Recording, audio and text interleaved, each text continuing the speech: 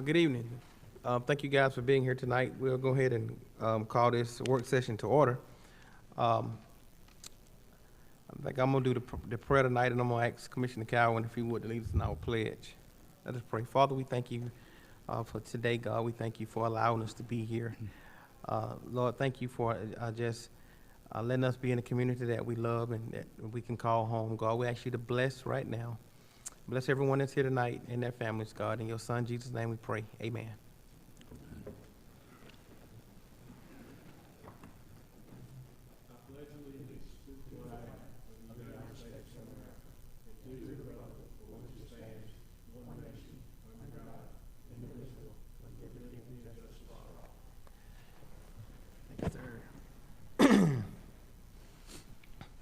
Our work session tonight will be discussing the Yellow River Trail. I'm going to turn it over to Mr. Kerr. Thank you, Mr. Chairman. Part of the 2000, or rather one of the projects on the 2017 SPLOST was to do a portion of the Yellow River Trail.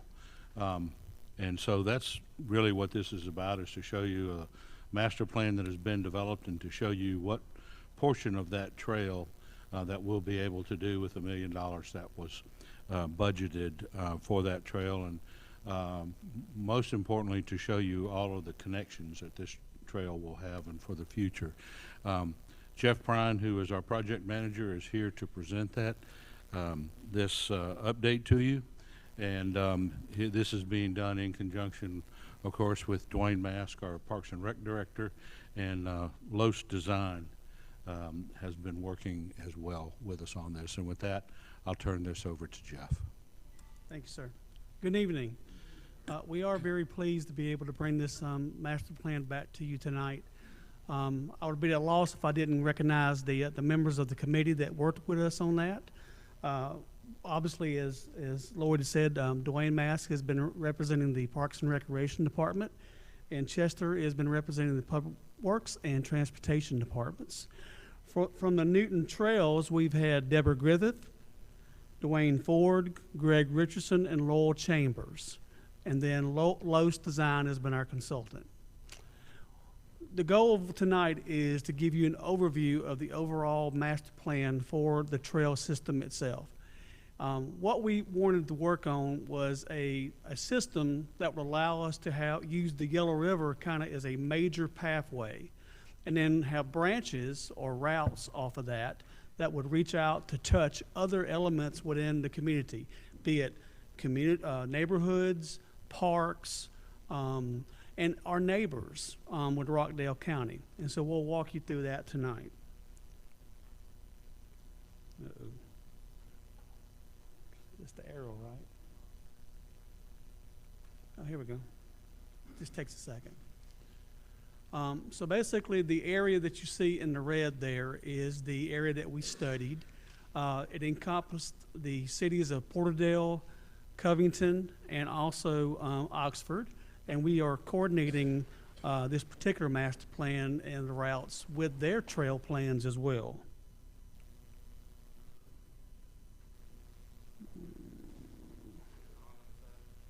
Is it? Yeah, I think so. Oh, well, there we go. Just takes a second. This is the actual key map that shows you the whole area that we've been working on. We broke this down into what we call routes for giving us a breakdown of areas, and I'll walk you through each of those tonight as well. One of the things that we're also making sure we do as part of this master plan is work on cost. So our cost considerations are based upon looking at trail at grade, which is light duty and heavy duty, boardwalks where we have to cross over areas, sensitive environmental areas, bridges, major trailheads, minor trailheads, and what we call waysides. Los has done this type of work throughout the Southeast, so we worked with them to come up with their database of costs that we would use, and we compared that with some of the costs that we've been doing over the last few years, inflated it, and these are the kind of linear numbers that we use per linear feet to come up with some of these numbers. And you can see the different ones there, boardwalks, bridges.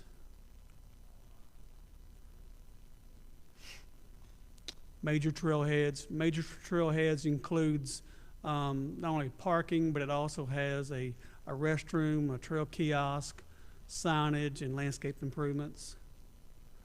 A minor trailhead is similar, just smaller, and it doesn't have a restroom facility. Wayside is just basically a lookover, where you look out, looking over a very specific piece of environmental that we want to look at, or also where we're connecting different routes. We also, like I said earlier, wanted to pay attention to Rockdale and their master plan. Ultimately, one of the goals of the committee was to make sure that we could reach and tie into the trail system that Rockdale is doing, which is also tying into what they call PATH, which would connect you all the way over to the Beltline.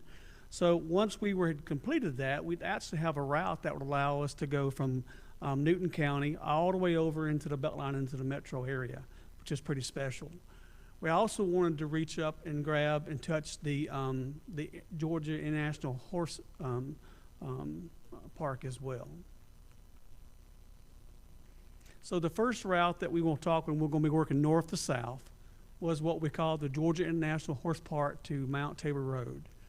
As you can see, this one particularly runs directly north and south on the west side of the actual river. We have a major trailhead located at the intersection of the Rockdale County, right where we would want them to connect to us and the International Horse Park itself. And then we have two waysides along the way. One of them is basically at the Mount Tabor Road intersection. This one has a trail. The trail at grade, it has about 12,000 linear feet of light grading. It has boardwalks, a major trailhead, and two waysides. And our estimated cost for it is just over $2.8 million. The next route is what we call the railroad wayside to the sports complex. This basically parallels the existing railroad that's running east-west just north of I-20. And it ends at a major trailhead at that future park property that is being developed adjacent to Rockdale County and their passive park that they've got going there. It has a trail at grade and has one major trailhead, and that's estimated to be about just over $2.6 million to develop. Oops. The next one is Wayside Node to Richardson Street. So this is connecting from that same major route up and down the river, just right at Gum Creek, and then going around that property that is currently owned where you have the quarry. We're just following around that particular property and then connecting over to Hull Street, and then eventually over to the Emory campus as well. Basically trail at grade, boardwalks, two waysides, and that one has a bridge because we're having to cross over from the west side to the east side of the Yellow River Trail. It's a fairly lengthy route, so that's why it's almost $5 million estimated. The other thing that we wanted to do was be mindful that some of the developers in the community are being very mindful of the environment and wanting to design into their developments different types of green areas and also trails and connections to trails. This is the Oaks Master Plan, which is just to the north in the city of Porterdale. And as you can see in their development, they have along the river set aside areas of green space. And our desire would be to work with any of these developers to get easements granted over to us and also allow them to connect their communities over to the trail system itself.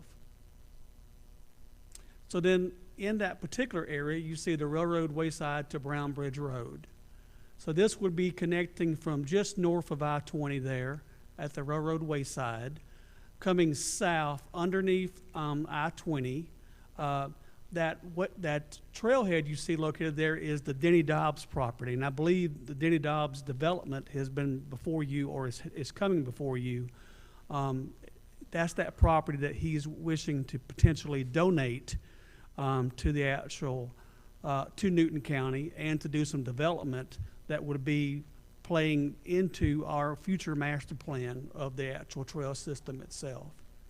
And then it continues on down, and then it goes across and through the Oaks development right before it gets to Browns Bridge Road. Chester and Public Works are already got in the planning the widening of Browns Bridge itself to allow us to have a crossover from the west to the east side of the river itself, and that would be a kayak launch located on the east side of the river at that Wayside. That's estimated to be just under $6 million, about $5.9 million, and that includes the trail on grade, the boardwalks, major trailheads, and waysides.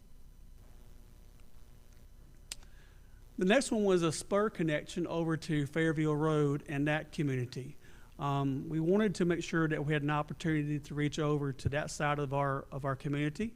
And so this was a spur connection that would reach over from just where that development we talked about on the Denny Dobbs potential development property over to Fairview Road. And that's estimated to be around $917,000. Then we continue down south on Browns Bridge Road. From Browns Bridge Road to the trail system located there at the city of Porterdale. That's estimated to be around $4 million. It has trail on grade. It has both light and heavy duty. It has boardwalks. In that northern segment of it, that landowner has actually gone out and developed some ponds on his property. It's a very beautiful piece of area. So we would have to do some boardwalks through that area to be able to work through it. And then we would actually, the last bit of that leg coming up into the city of Porterdale would be a pretty good climb to get up, but it would be a very interesting one as well. That's estimated to be around $4 million. Then we'd have a spur connection to the Cricket Frog Trail. This would be our connection that would connect us from the Yellow River Trail over to the current location of the Cricket Frog Trail, and that also would connect us to Turner Park, Turner Road Park as well. That particular connection is estimated around $986,000. The next development that we wanted to pay attention to was the Cedar Shows master plan, which is just on the southern edge of and inside the city limits of Porterdale. They, like the Oaks, have in their plan development trail systems that would connect over to the river, and they also even show a kayak launch on the very southern edge of their development that we would pay attention to and work that into our plan as well. If you look there, that yellow piece of property that you can see right there is the actual Cedar Shows development. And that little red dot at the very bottom is that kayak launch that they're talking about. So the Yellow River Park to Cedar Shows is the more urban development of our parks that would start in Yellow River Park inside the city of Porterdale, and then follow around the top edge of that property at the ridge, and then connect back over to right there at Highway 81. That particular one, I don't know why it keeps moving. Go back, here we go. That one has significant amount of light grading, heavy grading, has a trailhead, minor trailhead, and then also eventually has a park overlook. If you look just to the west of the park, there's a little island right there where we show that overlook. So the intentions would be to actually connect over there, have a bridge, and let that island be kind of a very special overlook area as well. That's estimated about $2.1 million. Like I said at the beginning of the presentation, we wanted to pay specific attention to our neighbors and what they were doing in their master plans. So we have coordinated with the city of Covington, which is this is the Covington Walks master plan, to make sure that we're connecting and developing this network of trail systems. As we move, now we also wanted to connect over to the eastern side of our community. So this is what we call Brown Bridge Road to Hull Street. It's a fairly lengthy one, and it goes through primarily through the city of Covington. And we actually, years ago, and I don't know if many of you knew about this, when they built I-20, they built a tunnel for some purposes. It's been nicknamed the Cow Tunnel, so I don't know if it was meant for cattle or not, but there's actually a tunnel that actually goes under I-20. And we're going to use that to our benefit as a way to connect from the southern part of our community on the eastern side to the northern part as well. So this particular one, leg, connects into the city. It ties into the CID along 278 that the city is working on as well, goes over to what we call the Cow Tunnel, goes under, and then back over to Hull Street there in the city of Oxford. And that one's estimated to be about $5 million. A lot of urban development associated with that leg.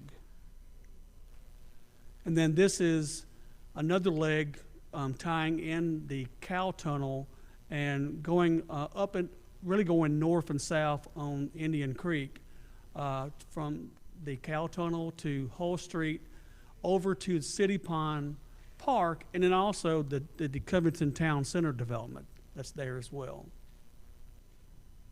And that's estimated at about $4.5 million.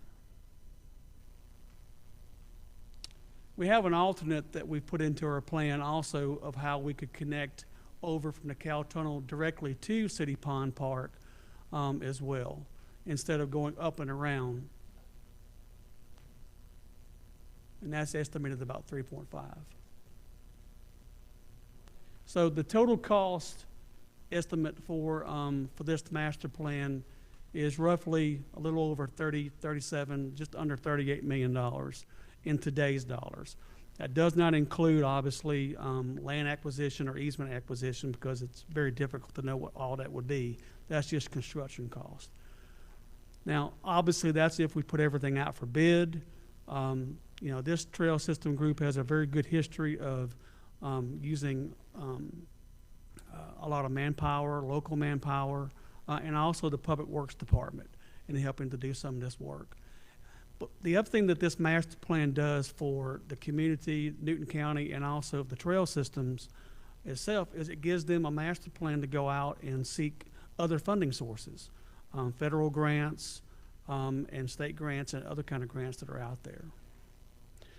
Now, let's talk about what we would recommend as our phase one. So as Lloyd said, we have roughly about $1 million total in our budget for this particular project. So working with the committee, we've kind of narrowed down a recommendation of where we would like to start, and this is something that we think we can do within our current budget. So the phase one that we're proposing would actually start at the Yellow River Park and circle around and connect over to the other end of the city of Porterdale. While that's estimated at about $942,000, that's if we put it out for bid. What we would like to do, and Chester is agreed, if allowed, is to basically build that with Public Works forces and work that into their schedule. Some pros to that is this particular leg can be done at asphalt. It doesn't have to be concrete because it's not in a low-lying area. And it's really just two landowners there. You've got the city that owns the park, and then another landowner which owns the rest of that leg of it. So we would only be dealing with one landowner in that area. And that concludes a lot of numbers and a lot of documents, but I'm more than willing to open and answer any questions that you may have. Thank you, sir. Thank you so much, and thank you for presenting tonight.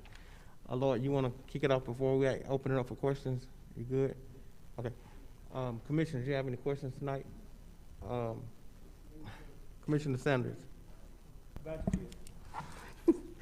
I just have a few questions. I know you're connecting to some of the subdivision developments that are in District 3 right now, well, haven't been developed yet.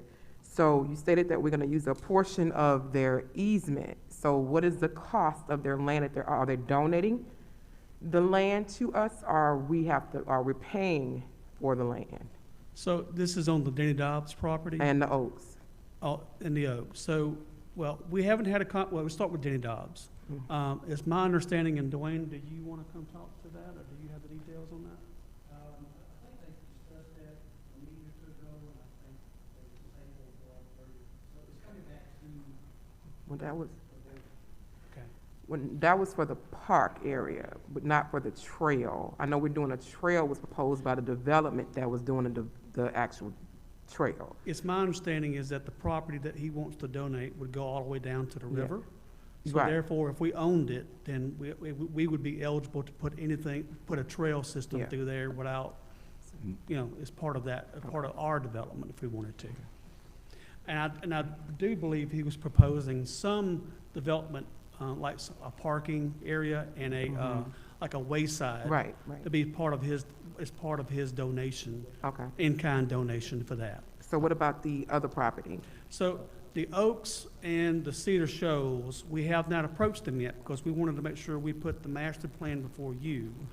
What we're showing you is the actual development that was approved as part of their zoning package with the city of Porterdale, where they show green space being identified.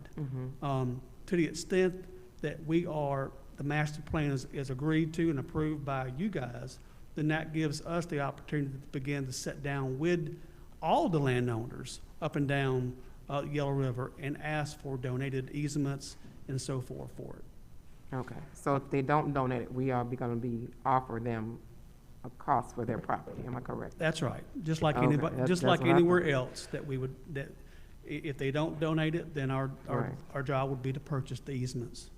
through My that. other question is, I see the master plan is a lot on certain areas. I don't see it connecting. I know it's coming through my district, which it's exciting, but I don't see it connecting all through the west side. Is there a reason why there's no connection? You got Denny Dobbs Park that has a major trail. So is there a reason why it has not been brought over to the west side area? Just connectivity, just trying to, it's not, this master plan was really focusing up on the northern edge of if I go back to the very beginning of it. Because the reason why I'm asking that question, that's one of the issues that we've been having on the west side, is that the west siders, I would say, have Right. to travel to enjoy any of the amenities. So with this with the trail, they're gonna have to travel to wherever the beginning of this trail is to even utilize it. Go back down one more, yeah, right there. So this is a good example. So our focus area was primarily looking in the northern portion of the actual county, because we really stopped right there at the city of Porterdale with the actual Yellow River master plan. Now, that doesn't mean that if it was y'all's desire to do a southern leg of that we could not go ahead and start that process as well. We'd have to work on getting a cost from our consultant to help us with that. But we were focusing on this area just for this particular study itself. This isn't comprehensive for the entire county. It was just for along the Yellow River in this segment of it right now. Well, just for a cohesiveness of the county, I think we need to look at all of the county, because that's been an issue on the west side, and to enjoy any of the amenities, they gotta drive to utilize those amenities, versus on various parts, it's closer for them, or they can just go out their houses and do whatever. So tax dollars are from everybody, so we need to look at cohesiveness and look at the entire county to see how we connect on the west side as well, so they can enjoy the trail just like those on the other side of Newton. Yes, ma'am. I think Mr. Kerr wanted to make a comment on. I was just going to say that most likely the developments that are along there, a lot of times it's typical that they would dedicate a public access easement across their property if they have already set aside the green space for a trail or something. Usually that's what they'll do, which would allow the public use of the trail, and there wouldn't necessarily be any type of exchange of monies or anything for the access. Simply, it identifies the area so that it can be used by the public. It can also be, and it's also, of course, for the people who would live in the subdivision. And pardon me. But those are usually pretty easy to obtain before a project is developed. Thank you, sir. Commissioner Henderson. Thank you. I know we were talking about Brown Bridge Road, and and I noticed that I had been looking at and talking to some of the citizens over in by Tree Lining, and there's a web of trails already in that particular subdivision that the stakeholders were telling me that they wanted me to look at maybe connecting them. So how would that connect? Do you know about trails over around Tree Line that goes? So one of the things that we did, and it's actually in the packet, is the city of Covington has their own master plan. Absolutely. Of I'm aware of trails. that, yes. And what we're doing is we're connecting to their trail system. We have a leg, and we're trying to get down there to it. Back up real quick. I'll tell you what page it's on. There you go. So if you look at this right here, this is the actual master plan from the city. They call it the Covington Walks Master Plan. So what we're doing is, with the Cricket Frog connection that we're talking about, and also with connecting up to Turner Lake, that now connects our Yellow River trail system to their trail system, and then their trail system is going to be connecting like a spider web into their communities as well. And the same reason why we're doing it with the city of Oxford. I'm aware of that one too. Because they're applying for funds and grant funds to help expand and grow their trail systems as well.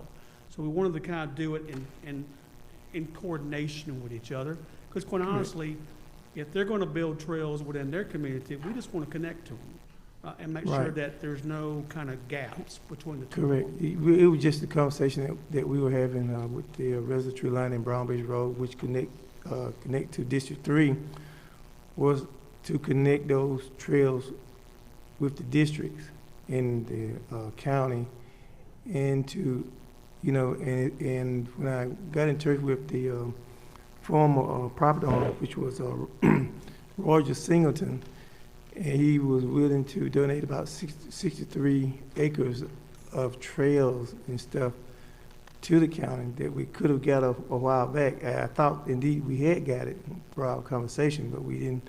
I guess we didn't follow up on it, and we wanted to connect those trails in phases. In fact, that's what I wanted. I wanted to talk to Recreation and maybe Thursday to Wayne and whoever may want to listen to me with the map of those trails and connect those together. And typically what they ask for, and I'm hoping the same will go for the Oaks and others, is for a tax break of sort. Someone want a tax break. Said, what would the value be? And they get a tax break rather than we pay any money for any property that we may get. And typically it works out fine for all of us. But I was looking at that, and I thought it was a great idea. And I thought it was a way that we could connect. In fact, I want to invite Commissioner Sanders in first, and then Commissioner Mason to sit in with me on 2 separate meetings with Dwayne and Recreation, so we can look at the plan that we have. And he was very agreeable. In fact, he showed me where it started. Started within Tree Lining. There will be a bridge to go across within the 11 acres. And then where we had access to the actual property of 10 acres, we had hoped that we could at some point build a community center and then use all the trails and then connect to other trails throughout Newton County. Excuse me. As far as the master plan that City of Covington have, they have been, Mr. Connors have been working with myself and Anthony Henderson, and we were looking at those trails and how it would connect up to Nelson Heights. There was the reason why we had were making, and asked the county to make improvements so that when they came to Nelson Heights, that it would come to a very nice park that would be very representative of the county and have amenities that we here in Newton County are used to anywhere in Newton County. And so we was hoping for that, and we also wanted that for tree lining. I was hoping that the at least 3 commissioners who connect up right there on Brownbush Road, that piece of property, that we could work together to show the citizens of Newton County that we were all working together to make a very nice park for a community that really wanted a very nice park in their community. So I'm looking forward to working with Dwayne and looking at the plans and the commissioners so we can work, because we've been working hard for the past 2 or 3 weeks. And I'm just gonna close by this. It's 63 acres of parks, and I got the plan, the plaque, and everything. It goes through tree lining with branch. It runs through the piece of property that we own, and then goes down further. It'll be very nice for that community. And so I'm looking forward to working with that one, and hopefully we can connect all this together along with the other trails all over Newton County, District 2 and elsewhere, to make it very accessible to all the people. Yes, sir. Commissioner Cowan. I got you. Thank you, Mr. Chairman. Jeff, quick question. This is separate from the Rails to Trails Cricket Frog Trail? That is correct. This is a separate project from those. Okay. And my question is, I don't really understand exactly why that is, because I know from Turner Lake Road, across the road there, it goes directly to Porterdale. Well, now we're connecting to Cricket Frog. We have a leg Right. in our plan that connects to Cricket Frog. But what about the part of the old rail line that goes through the backside of Porterdale, through the old Sand Hill neighborhood, comes across, and it comes out downtown, right there in downtown? Is there any plans for that? I believe if I go back to that particular plan, go right there. I believe you're talking about that little big leg that connects from where we're stopping right there at 81 over to the Cedar Shoals development. Because that's an abandoned railroad. Yeah, there's an abandoned railroad through downtown Porterdale, and it comes up through that historic black neighborhood there of Sand Hill. And then it connects back on Turner Lake Road. Is there any plans for that? I'll have to look into that. Okay. And my other question would be, well, I'm just not one to do, everybody's working on their own deal. I'd rather everybody get together and kind of save the money and do something together. But let me ask you this. You got a lot of phases out there on this trail. What's your estimated time frame on getting through this? 30 years? Is this a 30-year long-term, 30-year plan? Yeah, we're talking almost $40 million of construction costs, and then you've got Correct. In today's money. In today's monies, along with the the land acquisition, easement acquisition, and soft So if we costs. built it all today, it costs us $40 million. At a minimum. And with more, because you're going to have easements and land acquisition. But you only got $1 million, I guess, out of SPLOST to do something. That's right, in this current phase. So over a time frame, it's going to be about 40 years to get to that last point, wouldn't you think? Well, I think the beauty of having a master plan is that now you have a tool that you can use to go out and seek federal and state and other types of grants that are out there. And it shows that you've gone through the due diligence to develop a very thorough, thought-out process and plan, and you have something to say. I know exactly how I'm going to connect this piece to that piece, and I just need you to help me with, matching funds of it and so forth. Right. And you just keep going down it. But yes, unless you were to, get a large commitment of funding, you're talking of, at least decades of work to get this done. So let's say it takes 30 years. Right. And realistically, pricing and things like that, you're going to see about a 1/3 increase or more. So we're probably talking about $90,000 if not maybe 2/3 increase in pricing. For the next generation, I won't be here by then, and JC won't be because he's older than me. He won't be here. Well, but what it does allow us to do now is if we have a master plan, we can actively go out to landowners. Like, for instance, I don't want to name landowners, but there's some landowners along this trail, not the ones that we've talked about tonight, that have actively said, we're more than willing to donate an easement across our property to help this process. So I think what it gives the trail systems team an opportunity is a tool to go out and now start looking at getting easements from landowners who want to give that to us for free or very limited cost. And it also allows you to have a tool to work with future developers to say, as an entity, to say, hey, you're developing here, we have a trail system that we're committing a lot of money into, we want help us connect to that as part of your development. Like what the Oaks and the Cedar Shoals people have shown on their master plan as well. So I just want to be encouraging about it. Yeah, it could take a while to get this done, but because you've been astute enough to get ahead of the game and develop a plan, it gives staff and the team a lot of opportunity to work within the community, City of Coverdale and Oxford, to go jointly after monies with the state and the feds as well. So I mean, I just think it's a win-win across the board, but it's going to take work. It's going to take an effort to continue to grow this and move this and connect to other developments and parks. A good example is Spring Hill Park. As you know, we have a plan for a location of that. On that plan, we actually have an extension of a little trail connector that will connect down to Yellow River, because we're thinking about that now. We're saying, oh, okay, we want to connect to that. Any chance we get, either with our monies, with development monies, or with outside funding sources, we want to do that to help kind of grow and move this plan down the road. So are we asking to start looking to acquire easements at this point, or are we just going to wait until we see what pops up? Or What we're is that going to be asking- part of our strategy, things that we have to put in our budget, or what?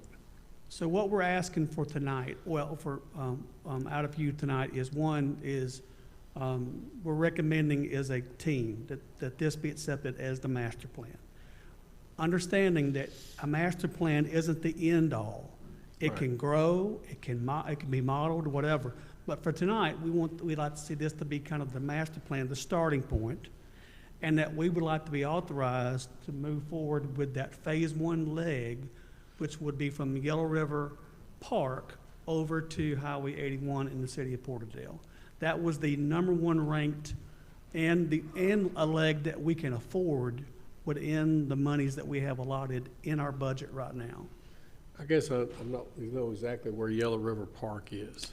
Where's that at? Basically, you see where, is this point? Basically, yeah, right there where he's got this, yeah, right in there. That whole, all the way down the river from highway, where the bridge is and the shoals are, from there, all the way up to where the river, where the river begins to turn. That whole area right there, down to the river, up to the, that yellow area is the Yellow River Park. Where's it started going at? Up there. I mean, where is Yellow River Park? That's what I'm trying to figure out. There's no park called Yellow River Park right now, is there?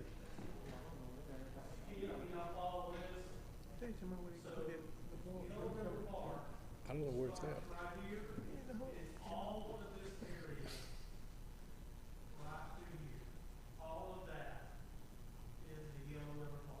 I understand that.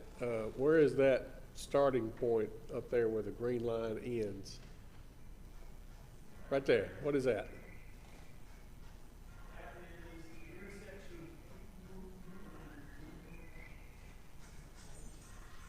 That's what?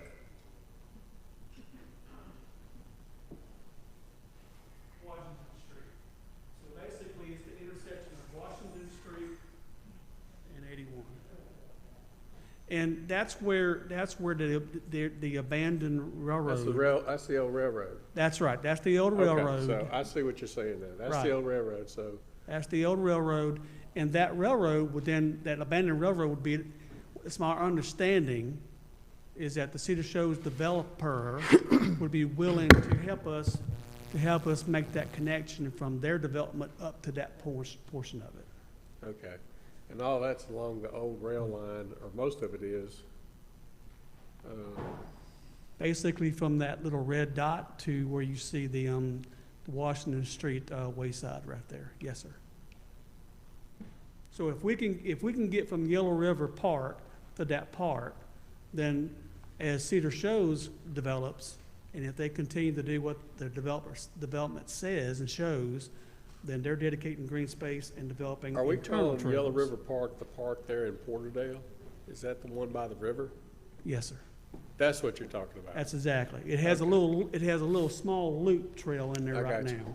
I got you. So we would start there and work our way north and east over to Washington Street. Okay. And that's only one landowner that we're dealing with, a family, that I'll leave it at that. And that right there, that area right in there is the old Sand Hill area. It's a historic black neighborhood. It's on the National Historic Register. Yeah, I'm sorry, I just didn't realize the name of it, but Yeah, you're it's called right. Sand Hill. You know where it's at, don't you, Jason? Yeah. Will we have any adverse impact on that neighborhood there? Because we're staying inside that abandoned railroad, And it'll be access to them? and but they'd have access to it, absolutely. Okay, I'm good. Thank you. I got Commissioner Mason, Commissioner Sanders, and then Commissioner Henderson. Yes, sir. Thank you, Mr. Chair. Thank you, Jeff, for putting together this master plan. I was looking at the map. If you go back to the Greenway Opportunities, the key map, You can do it faster. To the key map. It shows all of them. right. And I just wanted to get clarification. Yep, right there. Go right there. So this is an entire map, or a map of all of Newton County, correct? No, sir. It is not. Go up one more. It's just that red block Okay. right there. So just that portion. Right. So I know we're currently working on a trail at Denny Dobbs Park, which is a 1.1 mile trail that's going to be there. Is there any portion of this that would connect to that trail that's currently being built at Denny Dobbs Park? So Because I can't tell from looking at this particular map. for us to be able to to answer that question, we would need to do another study, another master plan study that would pick up the southern end of the county. We were trying to be very frugal. I'm not sure I used we were trying to stay within our budget and make sure that we didn't use all of our money up for master planning, right? But so we were focusing it on what we call the highest density of population, which is that red box you see right there. It sounds like to me, Mr. Chairman, that I'm getting feedback that they would like to maybe look at the possibility of doing the rest of the southern portion of the county. If that's your desire, we can get a quote from our consultant to do that. It wouldn't be a lot of money, and that we could continue the process of working on that master plan while we were implementing this first phase on this leg of it. If that would be helpful to everybody. Absolutely. I think that would be a great idea. I can concur with. Then that would give us a way, I could answer then that way we could come up with a plan of how we could connect not only to Denny Dobbs, but to the southern areas of the property, of the Yellow River itself as it goes down to the southern edge of the county itself. Sure. I think that would be an excellent idea. I do concur with Commissioner Sanders when it comes to the western side of the county. As a matter of fact, the reason why we are now working to do that trail at Denny Dobbs Park was per citizens' request for trails, I know there are several citizens in District 2 that travel all the way to DeKalb County just to go through their trail system.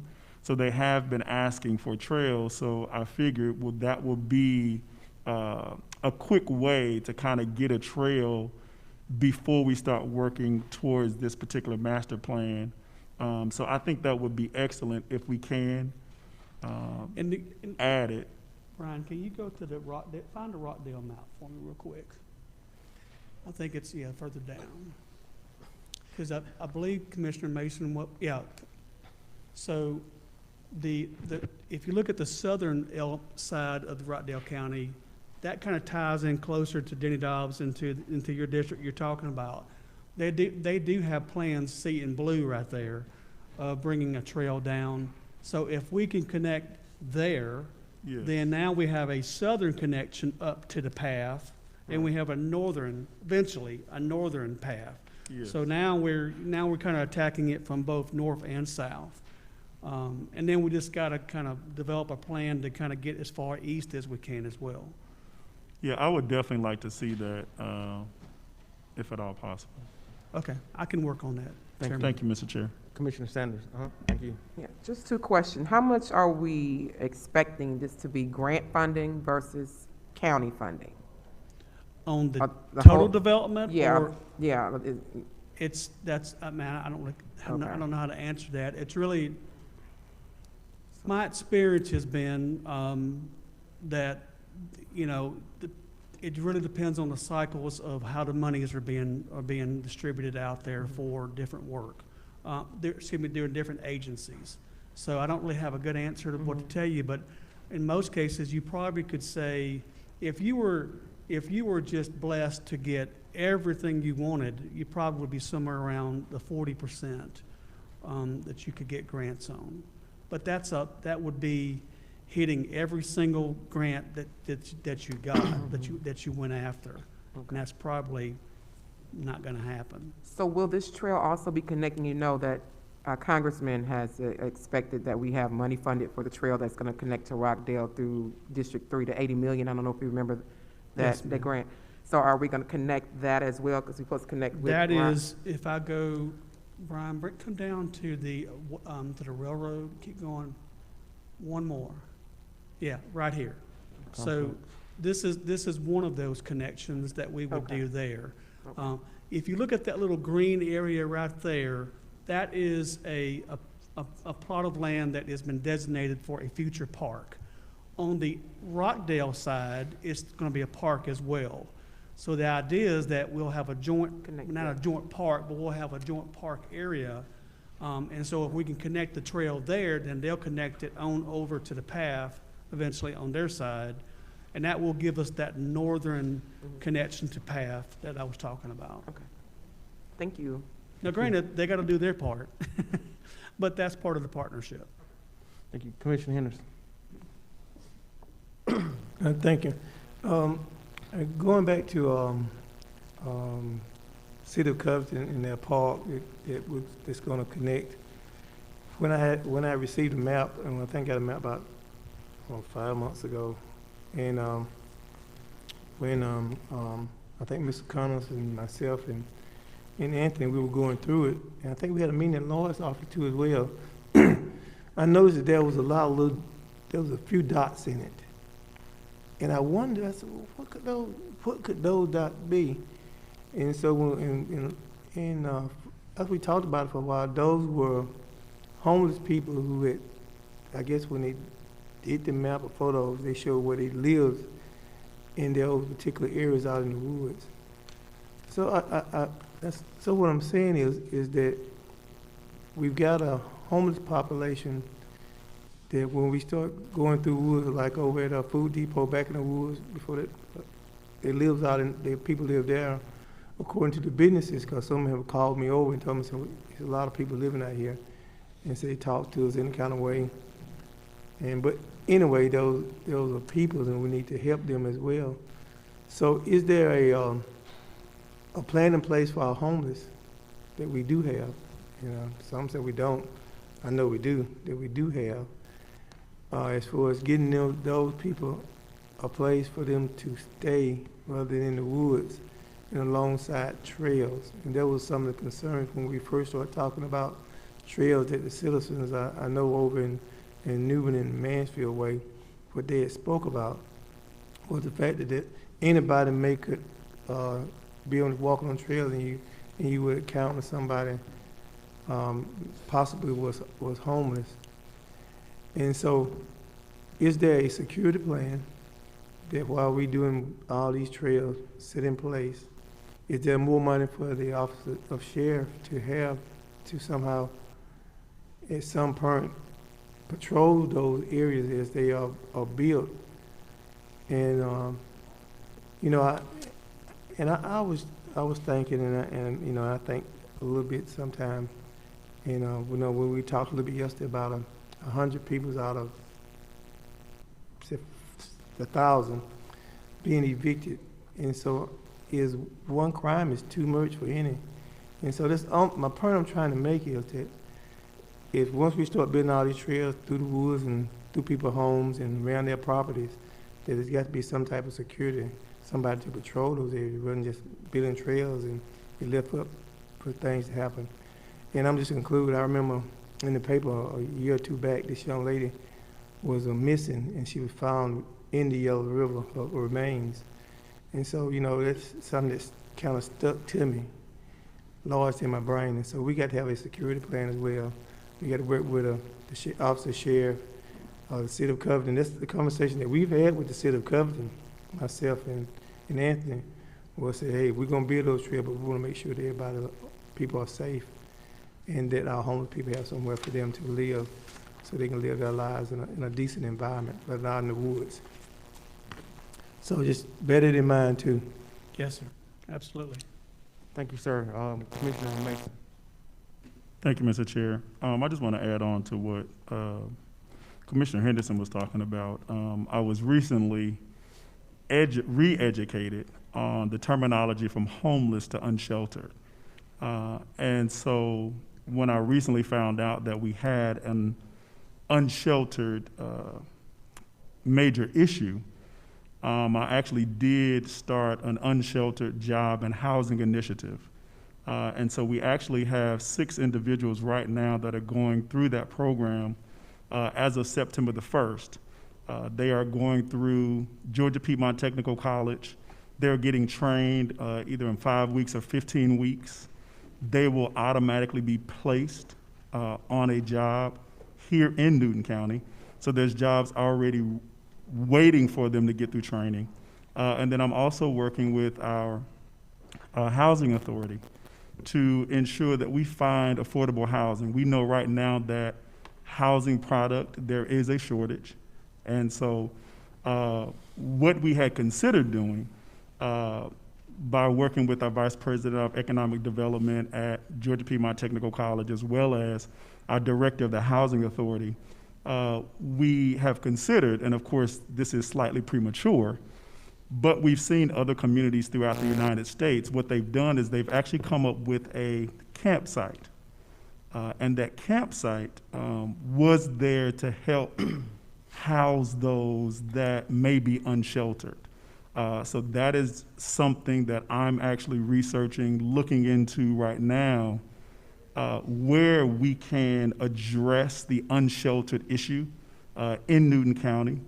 It is growing, and so we want to make sure that not only are we providing a place for those unsheltered to live, we also want to get them out of that cycle. I believe that is the main objective, is to get them the training that they need. If there's any other issues, substance abuse issues, if there's mental health issues, that we have individuals in place to address those concerns so that we can get them jobs, get them placed at a company here in Newton County, and get them affordable housing that they can actually afford. So I think if we can work on that simultaneously while we're doing these trails, we'll find out that we won't have a lot of our unsheltered being impacted by these trails, because we're already providing a solution to our unsheltered issue here in Newton County. And so I've already begun to work on that and working very diligently on that for our unsheltered, our underemployed, our unemployed. I'm currently working on that to resolve that particular matter here in Newton County. So just to kind of expound on that a little bit. Thank you, Mr. Chair. Thank you, sir. Guys, it's getting really close to the, hold on one second, it's getting really close to the end. I think we need to give some direction tonight. I know we can't take a vote tonight, but we can poll the board tonight.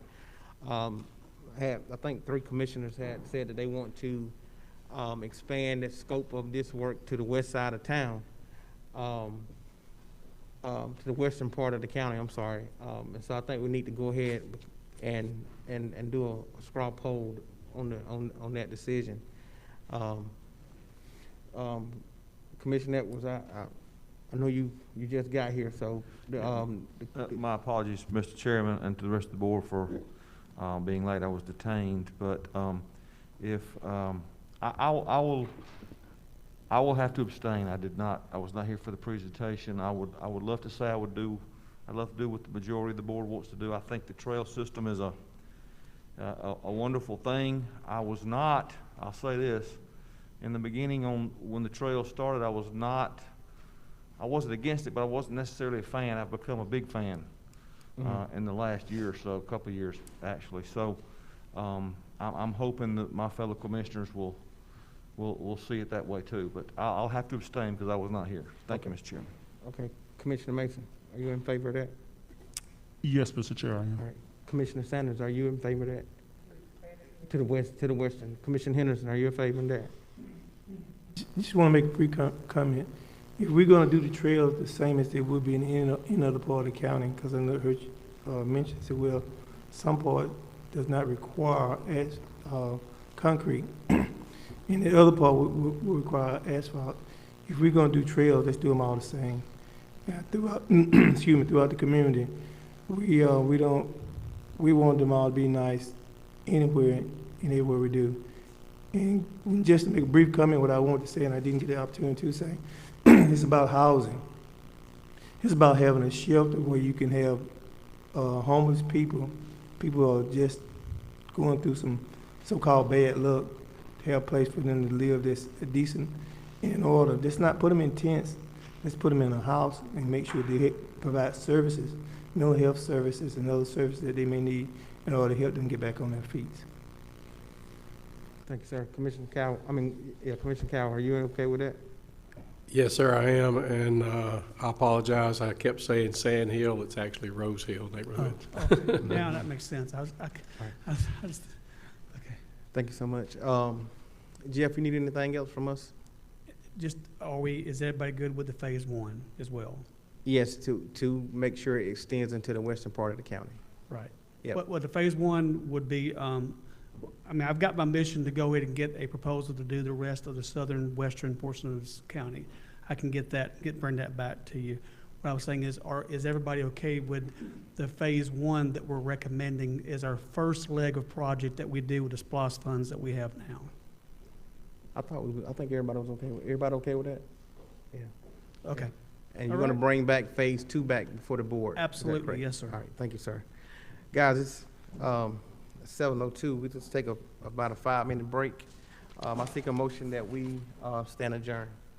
It's a motion by Commissioner Mason, second by Commissioner Cowell. All in favor? All right, we stand adjourned. We're back in 5 minutes.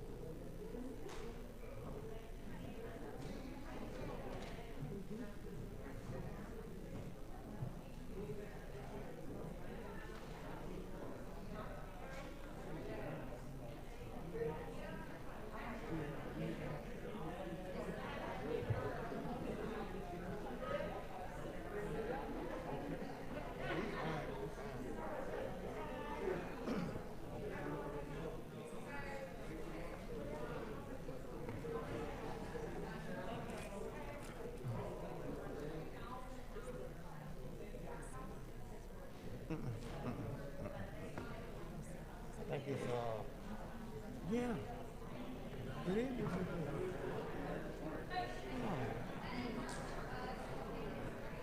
You know what?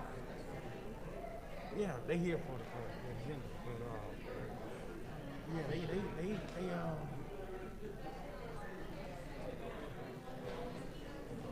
I think it is here this weekend. I sure do.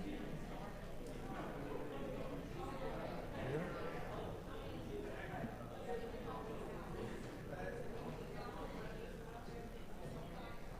Yeah. Mm-hmm.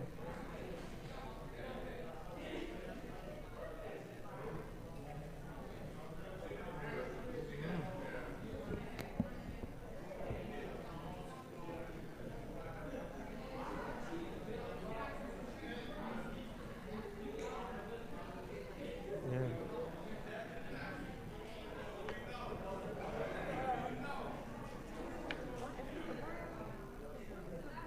Who now? Mr. James. Mr. James? Yeah, Mr. James. Oh, yes. I think she needs your assistance for 1 second. Okay.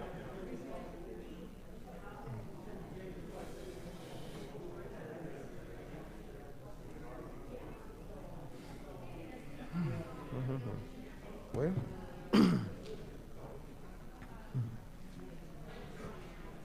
That's the one. You got a man.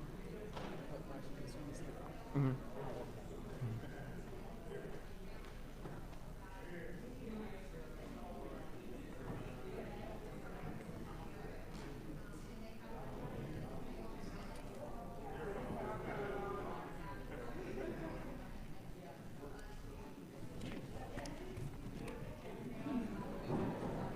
Huh? Yeah.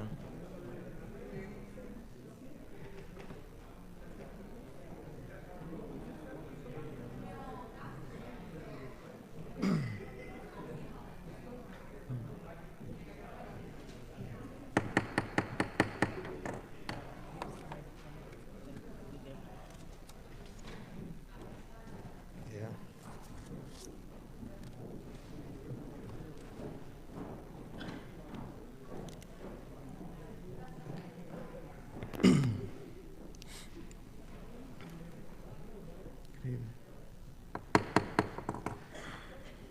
Good evening. Thank all of you so much for being here tonight. Today is November the 2nd, 2021. Our thought for today is a positive attitude causes a chain reaction of positive thoughts, events, and outcomes. It is the catalyst and sparks remarkable results. That's Arthur Unknown. Go ahead and officially call this meeting to order tonight. Invocation, I think I'm gonna do invocation tonight, and I'm gonna ask Commissioner Sanders if she would lead us in our pledge tonight. Couple of people we wanna pray for. Tommy Davis, he lost his niece in a let's just say he lost his niece in Macon. The tragic event happened down there.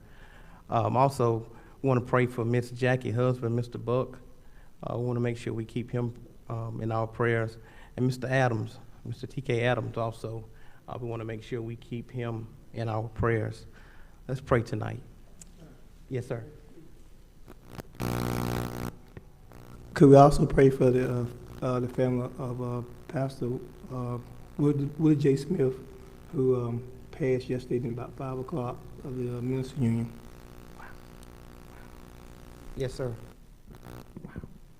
Thank you for recognizing that, Commissioner. Wow. Father, we thank you for your grace and mercy, Lord. You're so kind and you're so mighty. And we thank you now, Lord, for all that you're doing and all that you're going to do, God. We pray for Pastor Smith family, God, and we pray that you comfort them, and we pray for Mr. Davis family, and we pray that you comfort them as well, God, and we ask, Lord, that you cover the Adams, Mr. TK, God, and you already know about his situation, God, we pray that you touch his body and heal his body, God. We pray that you touch also Mr. Buck, God, and touch his body and heal his body, God. And then, Lord, we ask if you would, Lord, to bless this community that we call home. Such a wonderful place, God, to live, and we just thank you for it, Lord. And tonight, God, we ask you to bless everyone that's here, their families, God. Bless all the commissioners, the clerk, and county manager, God. We ask if you will, God, to allow us to have this meeting and do what we see best for the county, God. Lead and guide us as we do this work. And we ask all these prayers in your son, Jesus' name. Amen. Amen.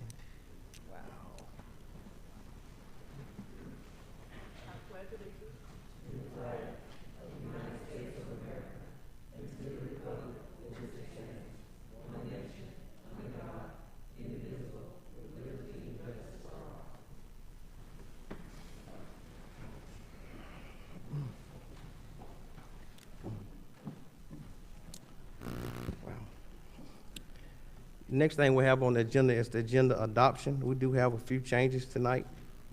The first one is up under the consent agenda. We got the GNR. It's the appointment of Dr. Melvin Baker to the GNR board. We want to make sure we correct that. It's to the Newton County Board of Health. The Newton County Board of Health. So if you guys would make that change. Also, we want to add 19A. 19A. 19A will be the first amendment for the design and build of the Ariel Cousins Historical Society Room and Washington Street Community Center. Want to make that 19A. 19A. With those changes, I seek a motion of approval, please. It's been motioned by Commissioner Mason and second by Commissioner Edwards. All in favor? It passes 5-0. Thank you so much. Next is item number 5, citizen comments. This opportunity we allow citizens to make comments about agenda topics only. Agenda topics only. You have 3 minutes to do so. Please state your name and your address for the record, please. Agenda topics only.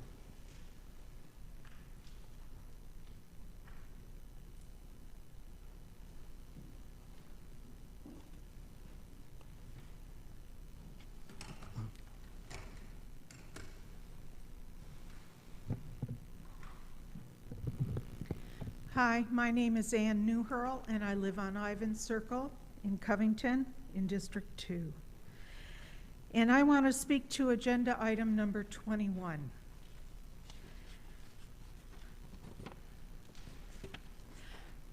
Lloyd Kerr is not a perfect human being. Neither am I. But he stepped in to the job he's in right now when asked, and brought order to our county operations, much like Megan Martin did when she became attorney. And since this board screwed that up so bad, I sure hope that nothing happens to Mr. Lloyd Kerr. His evaluation should not be on whether a particular person got their way on something they wanted, and that he should not bear the brunt of the blame when somebody else didn't do their job. Last night's meeting seemed to be a way to blame him for the county inactivity on the federal funds. And I hear a lot from some of you about how people are coming to you with needs. Not one of you supplied a list of those to Lloyd Kerr. So do your job and keep him in his job, because he's doing his under very difficult circumstances. Thank you. Thank you. Anyone else? Anyone else?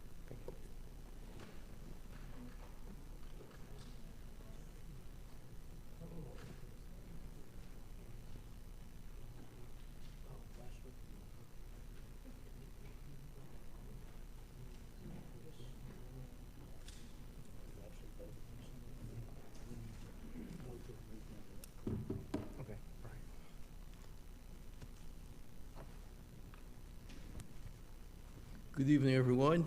Good evening, sir. My name is Gladstone Nicholson. I live at 495 Lakeside Circle in the western part of the county. I have a lot to say tonight, Mr. Chairman, so would you not start the clock yet? Give me some more time. Just a joke.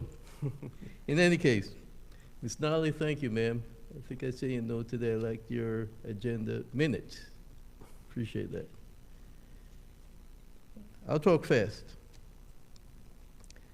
I'm going to try and stay on the agenda topic. I have a few questions here, maybe observations, really, and I hope the board might probably take some of them into consideration as you make your decisions tonight or whenever those decisions may be made in the future. I just want to say thank you for the citizens who come up, who, volunteer themselves to be on these auxiliary citizens boards. I thank them all. Citizen input is a great piece for good governance. I'm sure many of you would agree. Also, we were talking about the district attorney's budget for that VOGA program. I'm just wondering, will our BOC inform citizens at what point in the budget process where these positions and funds were budgeted? And lastly, were they or are they permanent positions? I don't know. You always see money coming. You want to make sure that another fiscal year and a third fiscal year will be there.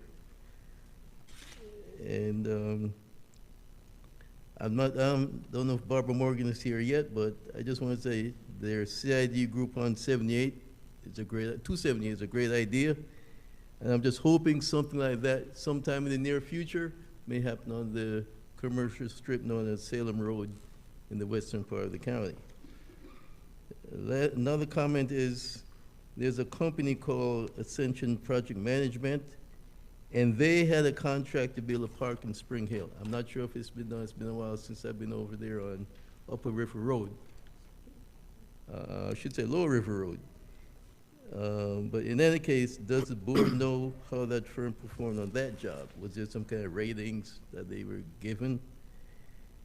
And lastly, if the board can tell us how many citizens obtain a copy of the annual audit of the JDA. I know it's supposed to be done. I'm not sure if it's supposed to be made public or not, but if it's available to the public without the, what do they call that thing, the FOI procedure, I'd love it that to be done. And thank you all for putting up with me. Yes, sir. Thank you so much. Anyone else? Anyone else? Thank you so much. That ends citizens' comments. Next, you have the chairman's report. I want to thank all of you who came out, all of those who came out to the domestic violence Walk a Mile in Her Shoes. It was a great event. We had a great turnout. A lot of elected officials showed up, and a lot of citizens showed up, and it was a good event. And we know that domestic violence is increasing here in this community, and we want to do everything that we can to help eradicate domestic violence in every kind of way that we possibly can. So thank all who came out, and thank all the domestic violence task force who also put this together. So it was a great day. Had a lot of people call me, ask me, would I wear women's shoes, heels again? I told them if it would encourage some lady, some mother, some sister, some auntie to tell their story, then yes, I would. Anything we can do to help promote it. Also tonight, thank you so much. Thank you for the pictures up there, Brian. We had Newton County High School football team that come out, East Side. I think Commissioner Lena Sanders, she came out. I think she walked the whole mile with us as well. I think the sheriff did. If I start naming people's names, I'm gonna forget somebody. I think the sheriff did. I think Judge McCamey did. But it was a great day. It was a great day. Our DA, Randy, he was out, and Randy had his toenails painted as well. Yeah, so he challenged me to do that next time, and I will. So it was a great day for our community, and so we're excited about doing more community events. Thank you. Also tonight, we want to get an update from Mr. Dwayne Mass from our Parks and Rec. They got a lot of great things going on, and we want to bring him up tonight.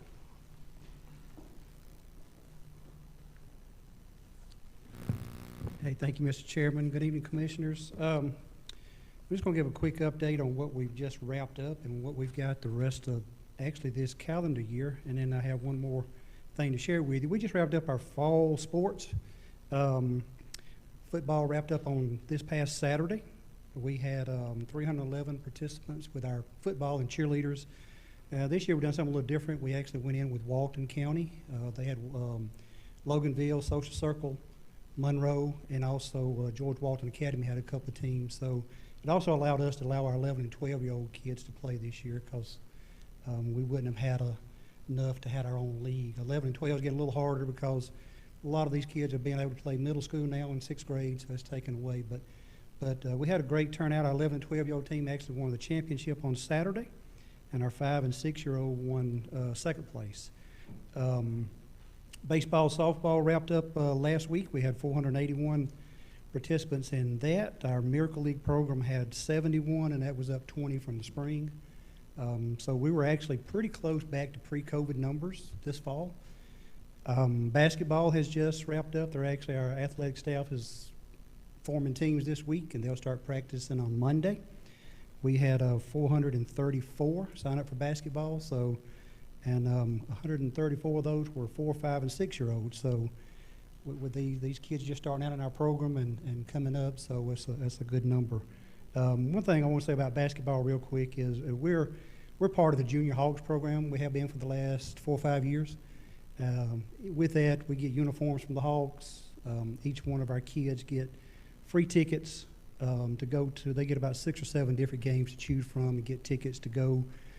Our coaches, a lot of our coaches went a couple of weeks ago to a coaches clinic that Hawks head coach put on and the assistant coaches, and they taught a lot of skills. They were actually able to get out on the floor and watch the Hawks practice, so got a lot of positive feedback from them for that, and they enjoyed that. Our adult softball program, we had 14 teams this fall. They actually are wrapping up tonight. So this fall, we've been pretty busy. This Saturday, we have our fall festival at Turner Lake, and that starts at 10 a.m. It'll be from 10 to 4. We have over 130 vendors. So if y'all have a chance, come out to that. It's supposed to be cold but sunny. And then December 9th, we'll have our evening with Santa at Turner Lake. We'll have games, crafts, face painting, cookies, hot chocolate, pictures with Santa. Just bring your cameras. That's a free evening, and it's gotten to where it's pretty popular in the community. So that's kind of what we just finished up and where we headed for the rest of the year. We'll be working on our next year's calendar week after next and getting it put together, so have it ready to go out by January 1st. Last thing is we are a member of GRPA. That's our state agency. And I know Commissioner Sanders has met Steve, and we have 7 districts throughout the state. We're District 6, and our district runs from DeKalb County down to Houston County. And each district each year gives out awards for different categories. So we won an award this year for a special event, which was the farmers market. And I appreciate Jillian. Jillian put that together. She came to me a little over a year ago and asked, she said, we need a farmers market. Can I look into it? And she did all the legwork. She went out to different farmers markets, talked to vendors, talked to organizers, and she put it together. And I appreciate her dedication for that for this summer. And also Denise and Olivia helped her out a lot this summer. So she done it for 5 months, every Tuesday when we didn't get those 4:30 thunder showers.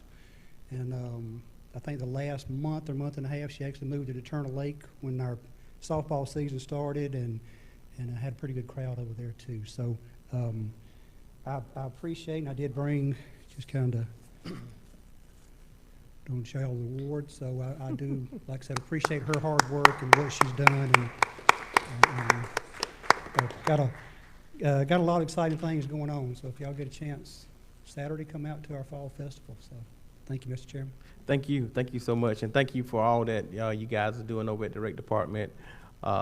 you're growing really nicely. So keep up the good work. Thank you so much. Next on the agenda is the county manager report. Mr. Kerr.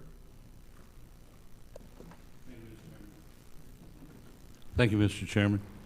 A couple of things that I've got. One of the things I wanted to bring to your attention is this past month was a record month for adoptions out at our animal services. We had 108 adoptions and 58 animals transferred to rescue groups during the past month. So still a lot of success out there with being able to handle the animals that we have and being able to get them in the hands of folks who are wanting to take care of them and to have them adopted out. Also, a couple of other things. Last month was Fire Safety Month. James Franklin, who works with our fire department, is the head of the safety training, and they were able to, with the cooperation of the school system, we educated 3,200 students. And next month at our meeting, we're going to have a special guest, an 8-year-old little girl who, through the education process, was able to learn what to do when her home caught on fire, and she was able to save her family to get them out. So she's going to be here at our next meeting to meet you all, and we'll have something for her. So special, that's really makes a point and makes it all worthwhile to go to that effort when something like that happens. As you all know, our GIS office has spent quite a bit of time with the State Office of Reapportionment and Redistricting so that we can work on our new maps. Want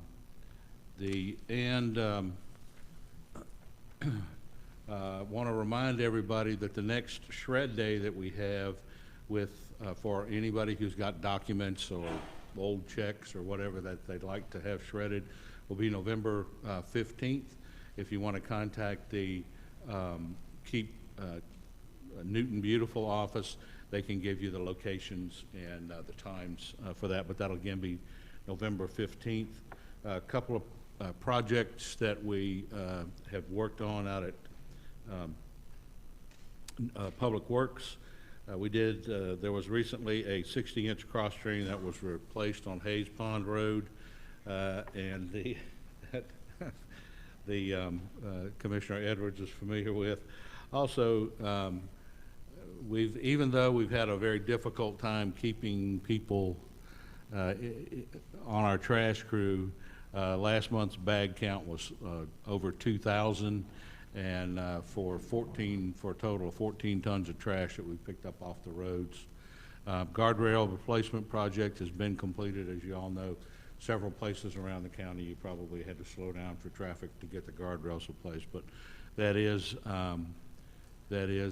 completed.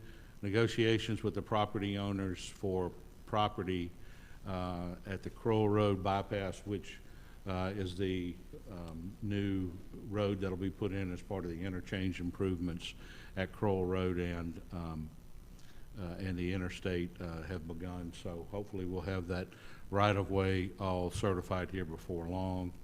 And the last thing here was the Fall Festival that happened over at the Senior Center. I know some of you are able to attend, and that was a good time for all of our seniors. And I think we've got some pictures. If you'll go ahead, Brian, with the next one, please. Update on our COVID. You can see the total number of deaths and the total number of cases there. Next slide, please. We're now up to, there's only been a little over a 0.5% increase in confirmed COVID-19 cases. And now we're at 46.2% of our population's got one dose, 41.8 are fully vaccinated. So we're making a little bit of headway. The Parks and Rec master plan meetings have been ongoing. The last ones were held on the 27th and the 28th, where people had an opportunity to come in and give their input. Next slide, please. They're having a sale, on adoption sale out at the animal control or animal services building, so please take advantage of that, and check there for the times and all. The Senior Services Festival was there. We did have a picture. I don't know quite what happened to it. I guess must have been, oh, here we go. This shows some of the people that were there. They did have, it's fun to go to these because this is a way to help support the senior center, because the ladies here were selling ceramics, blankets, crocheted things. So it's also a way to help support the center and support them. And you see the chairman there shopping, and he picked up a few things and actually donated some stuff. And there's me. I did some shopping, and chairman donated some things to be given away. So it was a really good time, and it was so next time they have one of these, I'd encourage all of y'all to go. Next slide, please. The final open house for the transit master plan and study that we had been doing. It's a drop-in open house from 5:30 to 7:30 at Turner Lake. So that open house will to have you come in and give your thoughts. Take a look at the website to see an overview of the draft recommendations, and then once all of that is put together, then there will be a final, recommendation that'll be put together for the county on that project. Bicentennial events, we did some flag donations to the Board of Education and the City of Porterdale. And you can see that there. And of course, Goosebumps was our final movie that was done, the bicentennial movie presentation down at Legion Field. It was part of the best attended, and was quite a success. And we just want to remind everybody about the Bicentennial Legacy brick program. Again, this is an opportunity to provide a lasting memorial to family members or your business or friends. $75 a brick, and you can apply, make it the application online, or you can come by the historic courthouse and pick an application up. And that's all I have for this evening, Mr. Chairman. Thank you. Thank you, sir. Next on the agenda is item number 8, and that's approval of the October 19th minutes. Seek a motion, please. Seek a motion, please, guys. Thank you, sir. Second. It's been motioned by Commissioner Mason and second by Commissioner Sanders. Any discussion? All in favor? Thank you. It passes 5-0. Next on the agenda is the consent agenda. I seek a motion of approval, please. Thank you, sir. It's been motioned by Commissioner Edwards and second by Commissioner Mason. Any discussion? All in favor? All in favor? It passes 5-0. Thank you. Next on the on the agenda is item number 14. Ms. Kathy Morgan is here with us tonight, the administrator of the Highway 278 Community Improvement District. She was requesting a letter of support for the TIP solicitation project. Ms. Morgan. Good evening. Thank you. I came before you in 2019 to ask for your support and participation of the 2019 TIP solicitation for grants for Phase 1 of the Highway 278 CID, which is Emory Street, which is exit 90 to Emory Street. From that solicitation, we've received 2 grants. The first is for PE final engineering, and that will be let December 15th of this year. We received $464,800 in a grant for a total with our matching dollars of $541,800. And we also received a grant for right-of-way acquisition that may be necessary after we complete the PE, and that is for a total of $685,000, and that monies have been programmed, and as long as the federal government continues to fund the programs, that will be awarded in 2003. Upon receipt of those two grants, they told us to reapply at the next TIP solicitation for the construction and the utility relocation portions of the grant. And so that's what I'm here tonight for. The next TIP solicitation has just been let. It's due December 2nd. There is no new dollars. This is all part of the $320,000 that y'all committed in 2019. So I'm just asking you to write another letter of support and continue with that committed dollars. Any questions that you have or Thank you. don't have? Any questions, guys? I do want to say that the DOT is doing safety and operations, which is between $7 and $8 million for everything within the roadway, and that's programmed to start in 2004. Commissioner Simmons? How you doing? I just wanted to seek a clarification. So these are additional funds you need from that was in 2019. We're paying an additional 300? No, Okay. this is that 320,000. The one from 2019. It's just a Okay. continuation of grant application for that matching Okay, dollars. okay. Thank you. I seek a motion, please. Okay. It's been motioned by Commissioner Mason and second by Commissioner Henderson. Any more discussion? All in favor? It passes 5-0. Thank you. Thank you very much. Thank you so much. Next, Mr. Kerr is requesting board approval for addendum to service agreement with Alexander and Thomas Associates. Mr. Kerr. Thank you, Mr. Chairman. Tomas. Yeah.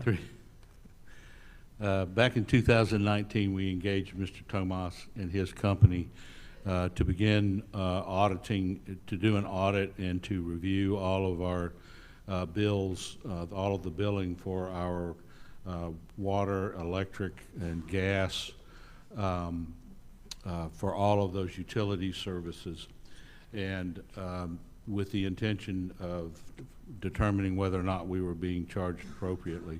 And in that first year that he worked for us, he was able to find a little over $350,000 in savings for us. And in the subsequent years, he's found another $200,000 plus in savings that we've been able to have. So at this point, what we would like to do is to amend this contract to add the monitoring of certain buildings that we have for being able to maximize their efficiency and to monitor the controls of those buildings so that we can continue to save on our utility bills. This does involve the use of some proprietary software that they've developed, and so this would extend or amend the original service agreement from just those utilities to monitor the additional buildings, and also to add our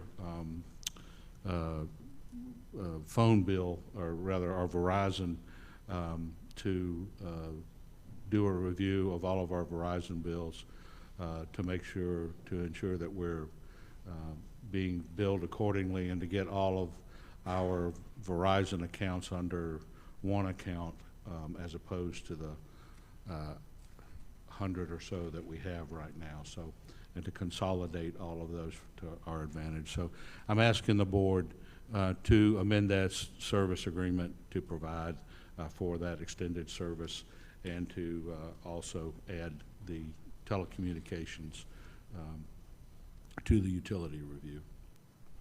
Thank you, sir. Commissioner, I seek a motion, please. Can I get it's been motioned by Commissioner Edwards and second by Commissioner Mason. Any discussion?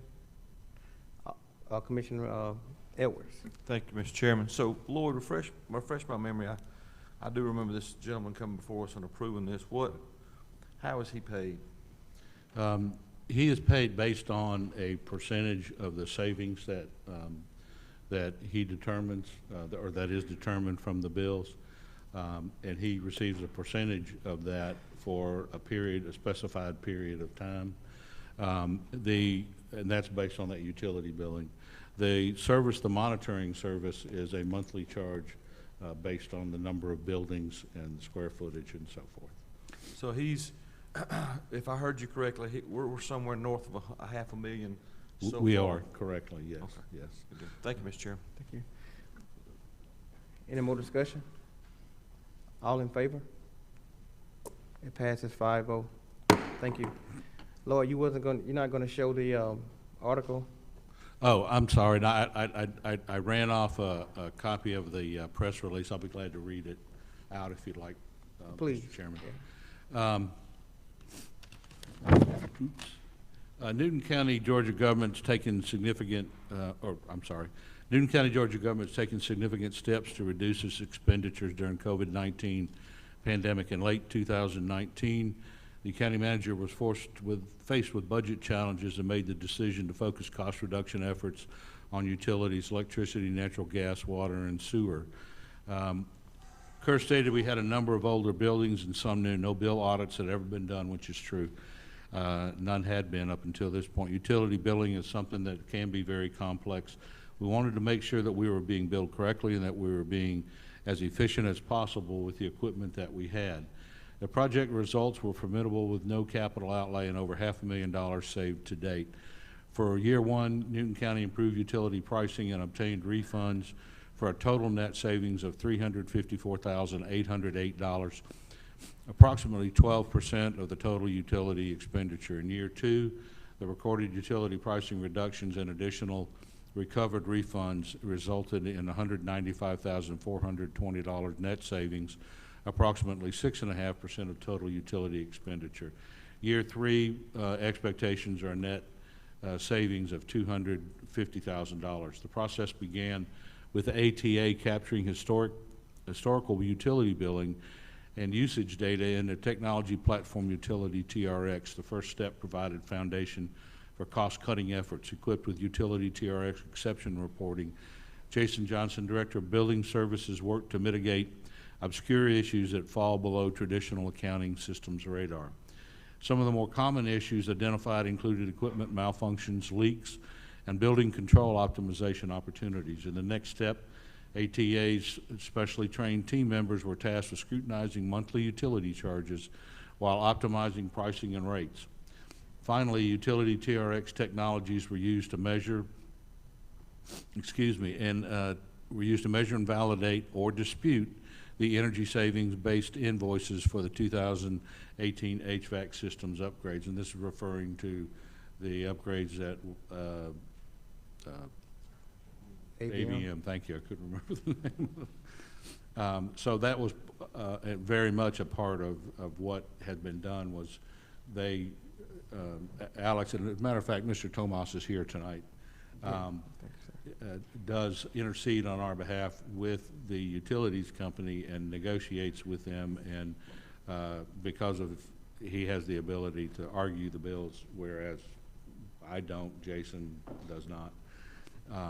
And also can speak the language very well. So that's where ABM had been guaranteeing us said they would guarantee us $425,000 in savings.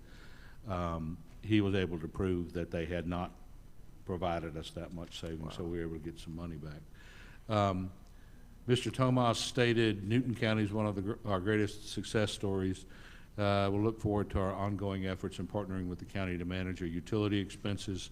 Newton County Board of Commissioners is actively considering Phase 2 real-time HVAC oversight that will protect HVAC assets from premature disrepair while reducing maintenance and labor cost, and that is exciting.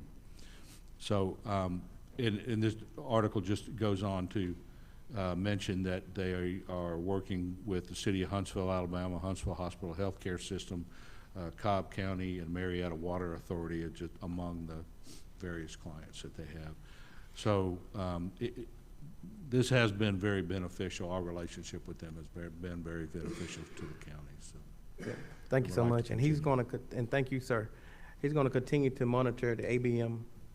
Yes, Yeah. that will be part of what they would do. We'll continue to take that energy audit that ABM conducts and to do their own audit and to determine what the actual savings have been.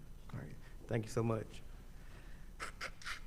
Next on the agenda is item number 16. Facilities purchasing request and approval of revised change order. Number 1 to the professional service agreement for landscape maintenance services of the 5 Fields lawn care contract. Mr. Kerr. Thank you, Mr. Chairman. This change order is to add the fire station number 8, which is up on Gum Creek Road, as you know, the roundabout at 81, Highway 81 and 162, the roundabout at Highway 278 and 142, and also the mowing of the practice field over at Cousins. And that increases the total contract price from $204 a year to $118,501.56 per year, and that would be paid monthly. Thank you, sir. I'll seek a motion, guys. So moved. Can I get a second? Can I get a second? Thank you. It's a motion by Commissioner Edwards and second by Commissioner Cowan. Discussion, Commissioner Henderson. Thank you, Mr. Chairman. Over at Cousin, I know that you said something about the practice field. Are we talking about the practice field on top of the hill or the practice field down below the backstop? Either or both. This says the practice field, so I'm assuming that's probably what it is. The reason why I mention it, because I've been over there a few times, especially per constituents' request. And they was concerned about the black mold that's in the DMV. And just literally, and I think if you go on my Facebook page, you'll see where there was a lot of garbage. There was somebody that came and they said they filled the dumpster up and it rolled all on the ground. And then there was a lot of garbage at the Wolverine Field down below it. There was a lot of garbage there. So it's garbage all over papers. Not exactly garbage, all around the place, and I kind of felt really bad because there was where a lot of people come from throughout Newton County to renew their driver's license and take driver's tests, and it looked really bad. And I just was wondering, when they cut the grass, do somebody pick the paper up, or do they just cut the grass and leave the paper everywhere? And we need to do better.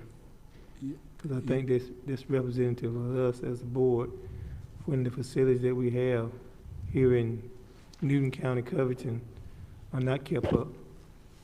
Yeah. As I understand it, they had the day that you were there filming, they had a football game the night before, and the rec department personnel had not been over there yet to clean up. So that's why there was still trash on the ground. In regards to the mold that you said was inside of the driver's services building, we have a report from 2020 that DDS requested that shows there was no mold present in there that was dangerous. We also had a mold study done of our own that we just received a report back from, again stating that there was no black mold in that building. So, I'm not sure where you may have gotten your information, but we have 2 reports that state there is no black mold in that building. We also looked at the area in the building that's occupied, which is that entire wing, and then the wing where the wing where the CASA is, which is, I believe, the 3rd wing, and then the front wing where the Department of Juvenile Justice is located, and I think there's an office, there's another small group of people there in that first wing, all of which the report came back as having testing negative for any sign of any black mold. Well, first of all, could I have a copy of that report, if I may? Secondly, sure. You said just then that there was some mold, but it wasn't dangerous mold. We didn't, there was no, there's the, and according to the report, there are mold spores of certain types everywhere, no matter where you go. Matter of fact, there's 10 times more mold outside than there is inside of most buildings. But you certainly can have a copy of that report. We'll be glad to give it to you, but like I said, we had 2 reports indicating there's no black mold. Okay, so what you're saying is that it may be black mold to the people who work there. In fact, they told me in private, they said, well, they're kind of fearing for their jobs because they said it's kind of dangerous. So you're saying that any mold is okay, just certain kinds are okay, that you can inhale it and it don't grow inside of you? What I'm saying is the report came back that did not show where there was anything harmful there. Okay, so let me be clear. What you said, what I heard you say, you're gonna make sure I get a copy of the report, is that there's mold in there, but it's just not the kind that could hurt you. That's my understanding of the report. Okay, well, I don't believe that any mold is dangerous. I don't think you should be subject to, no person should be subject to any kind of mold. Well, I don't think you'll ever find a building that doesn't have mold. Just let me say, I would like a copy of that. This building has mold. Yeah. Well, we shouldn't be here. It need to be tested. Well, We had COVID here and anybody tested. Hold on, guys. So, Mr. But anyway, Curry, just let me say this. I'm concluding, Mr. C. First of all, I think I need a copy of the report, and I think any mold is bad. That's my own personal opinion. Well, but And I think nobody should be subject to it. And if there was mold in this place right here, then Lord, you should make sure to be taken care of. I agree, but I don't think it's wise to claim there's black mold inside of a county building when there is none. Well, that's what they said. That's what they told me. so guys, so Mr. Kerr, you're gonna give a copy of the report? Thank you, sir.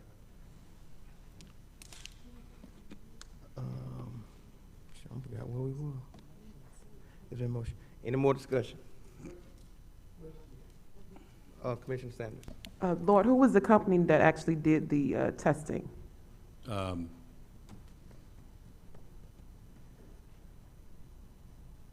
drawing a blank. It's a company that we have used multiple times. ServPro. I'm sorry. ServPro actually was the one who did it. Okay. That's the one who did ours. I don't recall the name of the company that did the state's review.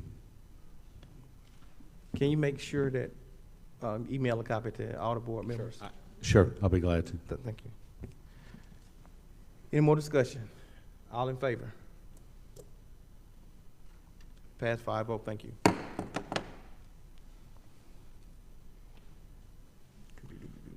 Public Works requesting the Board of Commissioners authorization to execute a construction agreement with Peach State Construction Company for storm sewer replacement at Ratcliffe Trace. Mr. Kerr.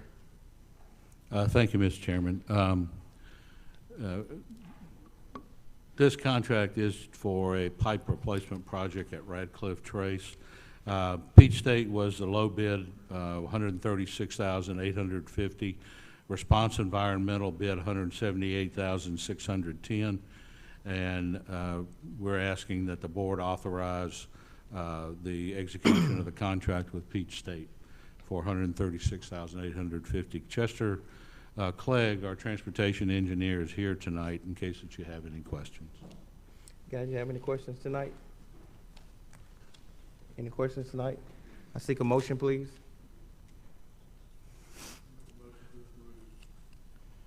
Can I get a second?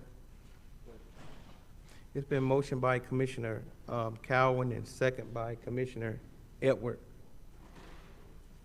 Any discussion? Chester, would you come up, please? Thank you. Commissioner Edwards. Thank you, sir. Commissioner. Not that it matters, thank you, Mr. Chairman, not that it matters, where is this? I'm familiar with where this is. It's off of Spring Road, And Radcliffe is off the Spring Road. Okay. It's a long, straight subdivision street. Okay, thank you. Any more discussion? All in favor? It passed 5-0, thank you. Next is Public Works requesting the Board of Commissioners to adopt the GDOT procurement manual for the procurement, management, and administration of the engineering and design related to consultant services. Mr. Kerr. Chester, if you can explain why we want to do that.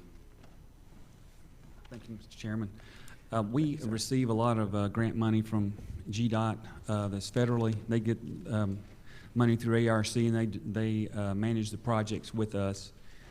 In order to continue to receive that money, GDOT is asking for a letter from our chairman stating that the county will follow their procurement policy, their GDOT procurement manual for procuring engineering services for these, only for these transportation projects that have federal highway money in them. Thank you, sir. I seek a motion, guys. It's been motioned by Commissioner Mason and second by Commissioner Edwards. Any questions? Any discussion, I'm sorry. Any discussion? All in favor? It passes 5-0, thank you. Thank you, Chester. Discussion, consideration of renewal of Ascension Project Management Task Order Contract, Mr. Kerr. Thank you, Mr. Chairman. Ascension Project Management has been our project manager for numerous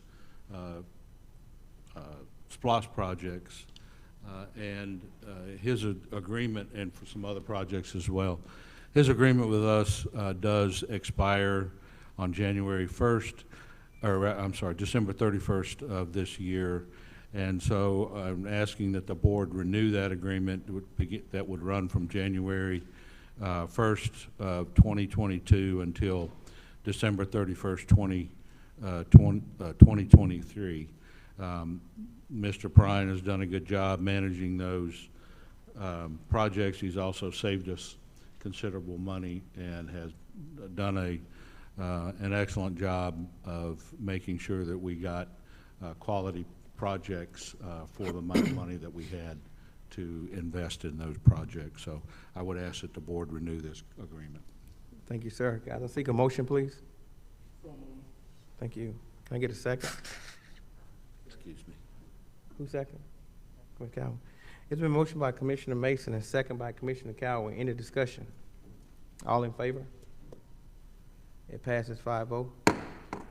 Thank you. Item number 19A, First Amendment for the design build of Ariel Cousin Alumni Association Center and Washington Street Community Center. Mr. Kerr. Mr. Prine is here tonight. I'm going to ask that he come up to explain the change order to you.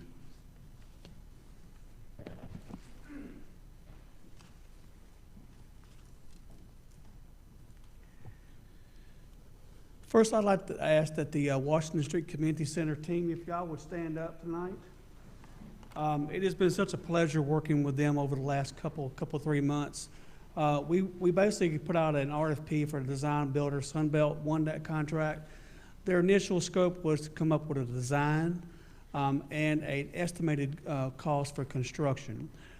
We've been working with the Washington Street Community Center and their team, working down their priorities. And so tonight, what we're bringing forward to you is a request to amend their contract, Sunbelt, to enter into a guaranteed maximum price to complete the highest priority of work that the Washington Street Community Center team is asking for. And so that's what we're asking for tonight. Thank you, sir. God, I seek a motion, please. It's been motioned by Commissioner Henderson and second by Commissioner Mason. Any discussion? Commissioner Henderson. Thank you, Mr. Chairman. The question, what is that highest priority, since I haven't been kind of working over through that way, what's the high priority of work that you were referring to? Yeah, okay, good question. So basically what we're doing is we're doing renovations to the main building. So we're putting on a new roof. We're putting in new mechanical units. and upgrading the lighting systems to LED lights throughout the building. We're painting, if I need to slow down, tell me. Okay, we're painting the inside of the building. And we're upgrading the plumbing fixtures in the public restrooms. And the only thing that on their list that we weren't able to fit within the current budget was the expansion and renovation of the kitchen, but we are developing a plan and a budget for that, and that will give them something to kind of start raising funds for the additional portion of that as well. I think that is an excellent idea. I mean, and, you know, hopefully move forward with it. Yes, sir, absolutely. Thank you. Any more discussion? All in favor? It passed 5-0. Thank you so much. Next is item number 20, approval of resolution 110222021, resolution of the Newton County Board of Commissioners to approve the amended and restated intergovernment. Yes, sir.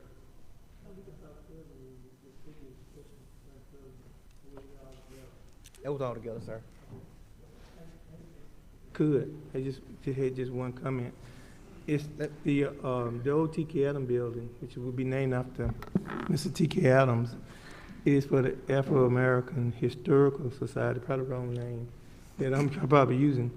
In the Alumni Association, Reverend Harold Cobb, who is the president or the spokesperson for that particular Alumni Association, he had requested, I think Demond was at Reverend Smith when he was living over at the Minister Union, and he had said that he wanted a room, R-O-O-M, room, within the Ariel Cousin building so they could meet in. And so during the conversation with former County Attorney Megan, you know, when she came around and talked to us all, it was just what we had told her what those rooms was gonna be for. We told her for the additional room for the Alumni Association. We told her, and she wrote down and agreed to, and I thought we all agreed to it, thought we agreed to it, for the gym to be an early voting precinct, and that the storage room on down Cousins on the front of the building would be a storage facility for the equipment that for the voting machine that had to be in controlled atmosphere. We also went on, and I wrote down, like, sent all of us a letter of what we discussed, and we agreed on the compromise in lieu of the $5 million that we all asked for, was for there to be a plaque that cost about $20,000 in memory of the Black Easter March from historic Ariel Cousin School to the square. There was supposed to be a plaque there commemorating where it started from, and also a plaque on the square. And I think lastly, if my memory serves me right, we were supposed to clear off the field over at Nelson Heights so that we could clear out the field, so that at some point, if we could, was still in office and had the funds to build a football / soccer field / track field for our community. The community which I'm referring to for when we're going to be out of contest, is for Newton County, because we have no type of track club or track meets here in our recreation department. So I'm requesting that because Megan is no longer here, that the plan that we agreed to is still followed through. Thank you, sir. Item number 20, approval of resolution 110222021, resolution of the Newton County Board of Commissioners to approve the amended and restated intergovernmental contract, a revenue sharing agreement for Stanton Springs and Stanton Springs North. Mr. Patrick. Thank you, Mr. Chair. Board, as you are aware, in 2004, the county entered into an agreement with Jasper County, Morgan County, and Walton County to deal with the distribution of property taxes coming out of the Stanton Springs Industrial Park.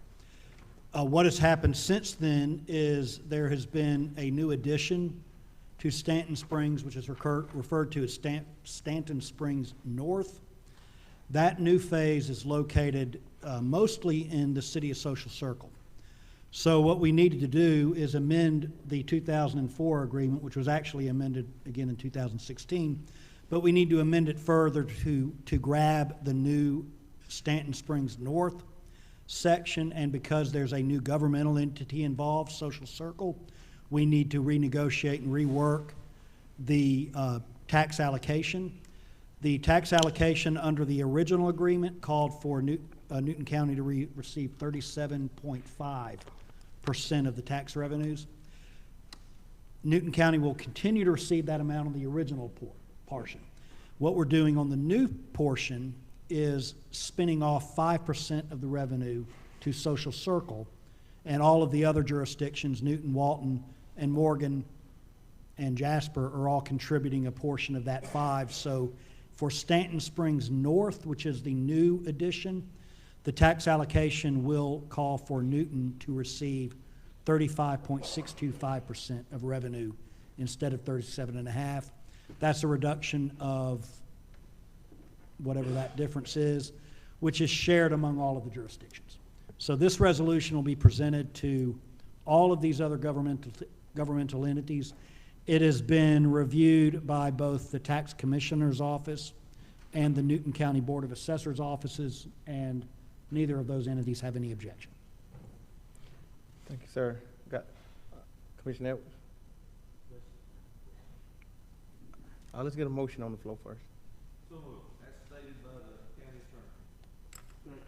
It's been motioned by Commissioner Edwards and second by Commissioner Mason. Discussion, Commissioner Edwards.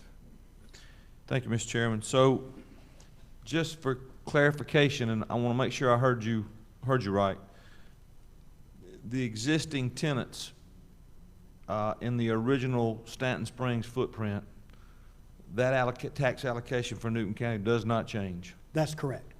The original development, I think, was 1,528 acres, and this agreement does not touch those 1,528 or whatever it was. The new acreage is about 660 acres, and this new allocation only applies to the new 600 acres. And if I heard you correctly, the new allocation for Newton County after the 5% spinoff is shared by all entities is 35.625%. That's correct. Okay. Thank you, Mr. Chairman. Thank you. Any more discussion? All in favor? Passed 5-0. Thank you so much. Next is item 21, discussion, consideration of county manager contract. I guess I seek a motion, guys. Motion, Mr. Chairman. Commissioner Edwards. Thank you. Make a motion to renew Lloyd Kerr's contract at an annual basic salary of $155,000 a year. Can I get a second, please?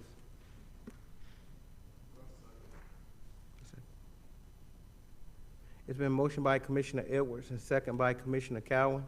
Any discussion? Commissioner Sanders. I just have a quick question.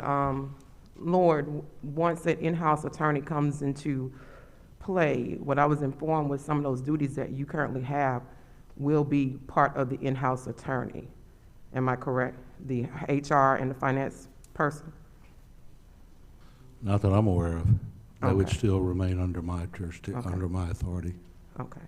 The issues I have with the contract, I think we need to go over it more in detail, because the contract does not actually puts Newton County at certain risk. And the reason why Newton County does not have any, I wouldn't say jurisdiction, my attorney over here can probably give us a better word, terminology.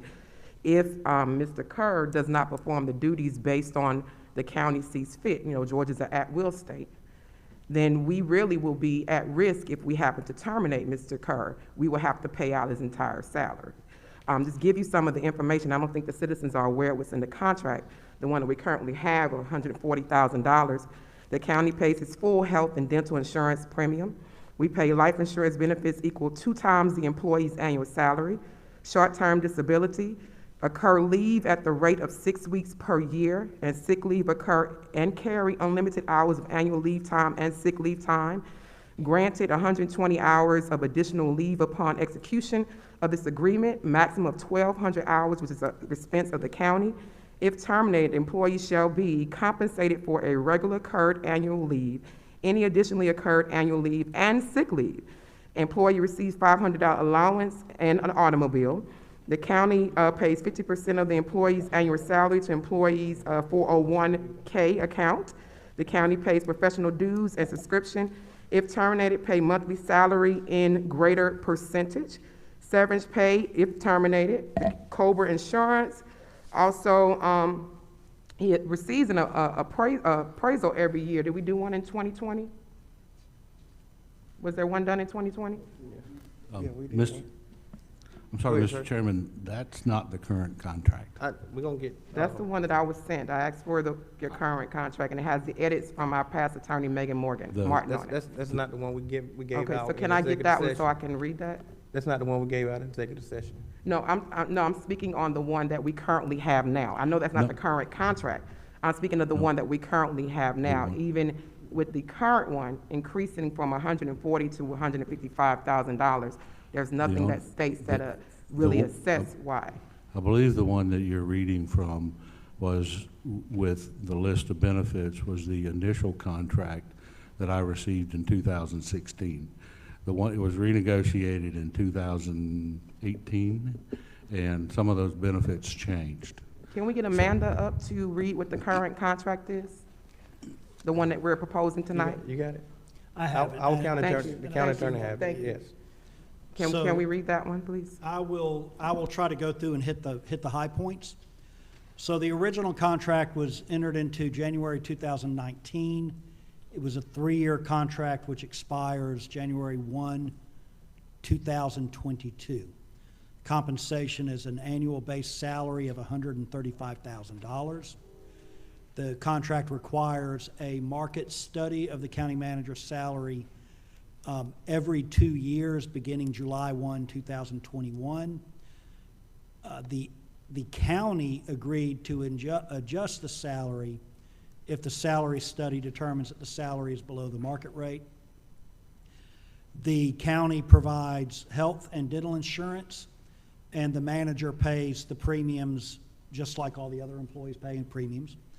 The county puts pays for a life insurance benefit to be provided under the county's current benefit provider equal to 2 times the employee's annual salary, and pays the required payments for short-term disability coverage under the current county benefit. Personal leave accrues at the rate of 4 weeks per year. Sick leave accrues at the same rate of all other employees. The manager is entitled to accrue up to 750 hours of annual leave and 720 hours of sick leave time. Should he be terminated, then he is compensated for his accrued annual leave and sick leave time. If he should retire, he would be paid his accrued annual leave and sick leave time. The county provides either a vehicle or a $500 allowance in lieu of providing a car. If the manager accepts the vehicle instead, then there's no obligation to pay the $500 monthly payment.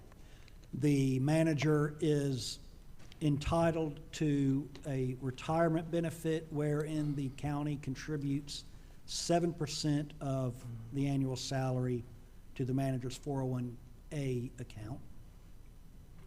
The county pays for professional dues and subscriptions necessary for the continuation and full participation in national, regional, and state organizations, reasonable travel and subsistence expenses for official travel, reasonable travel and subsistence expenses for courses and educational seminars, a cell phone, laptop, and/or iPad. And the employee can be terminated by a supermajority of the vote of the board.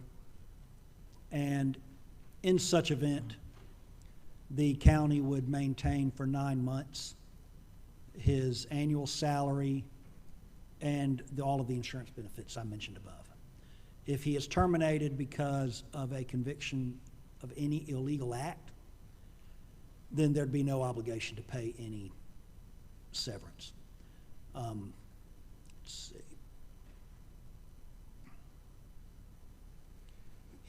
The employee's entitled to COBRA coverage, just like any other departing employee is, but the only difference would be the county would pay the COBRA premiums for 3 months. And those are the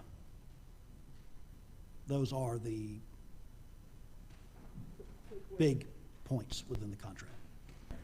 And my question is, just for clarification, if the county does not see the county manager as a fit for this job, or something does occur where he's not performing the duties, and I'm just talking about the title of the county manager, what are we obligated if we happen to terminate that person in the middle of their contract?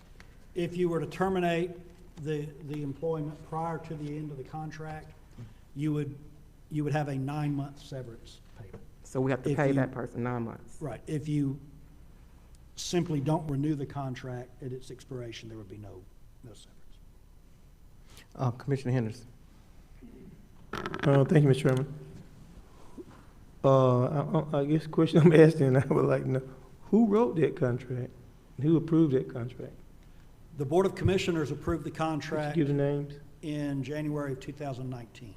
How was the vote? What was the vote? I don't know what the vote was. Well, I can tell you I didn't vote for it. I don't have any I record. can tell you that. Any more discussion? Commissioner Sanders. For any person who we select to put in this position, that contract definitely needs to be actually edited. It does not protect the county at any cost. If there is a case where there has to be, that person is not a fit, whether it was me sitting as a county manager, the taxpayers are gonna be paying out of their pockets regardless, which will actually deter you from actually removing someone from that position because you don't wanna pay out their contract. It's gonna cost the taxpayers so much money. The contract alone does not protect the county. Thank you, ma'am. Any more? Commissioner Henderson. Thank you, Mr. Chairman. You know, it's sad for us, you know, as commissioners, that you have commissioners who are no longer here, who sit in a room and wrote a contract out, and who are not here, and yet it's the taxpayers and the ones who are left here having to deal with it. And then you don't even put your name on it. They don't write your name down, so who did it? And you think that everybody possibly up here was the one, and especially me, who may have approved it. And I'm saying it out just being transparent, and being transparent to saying that there was a contract made, didn't even know what it was. It was just brought back, and it was did.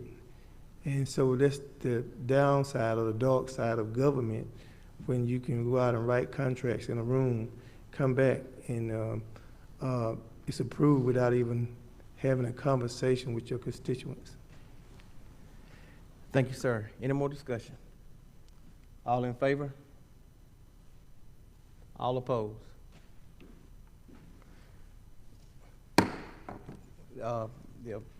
The contract is not renewed. Guys, back in 2016, when I first came in office,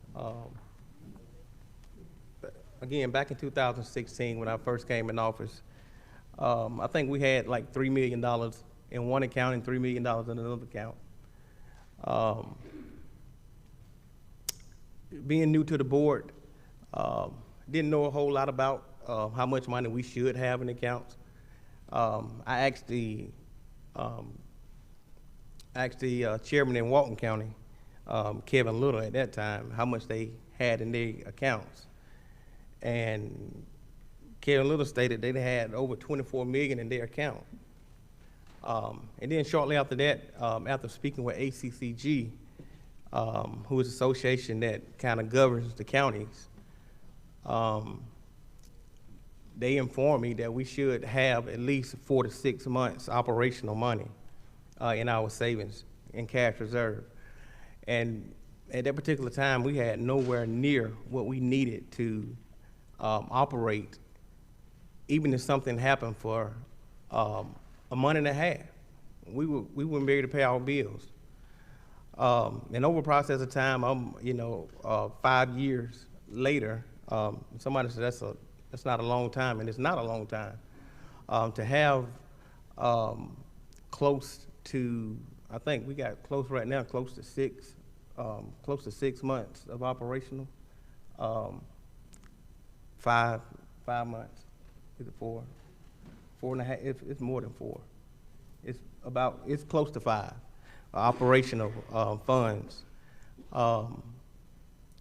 And that's because of Mr. Kerr's leadership. That's because of I didn't interrupt you. That's because of Mr. Kerr's leadership. I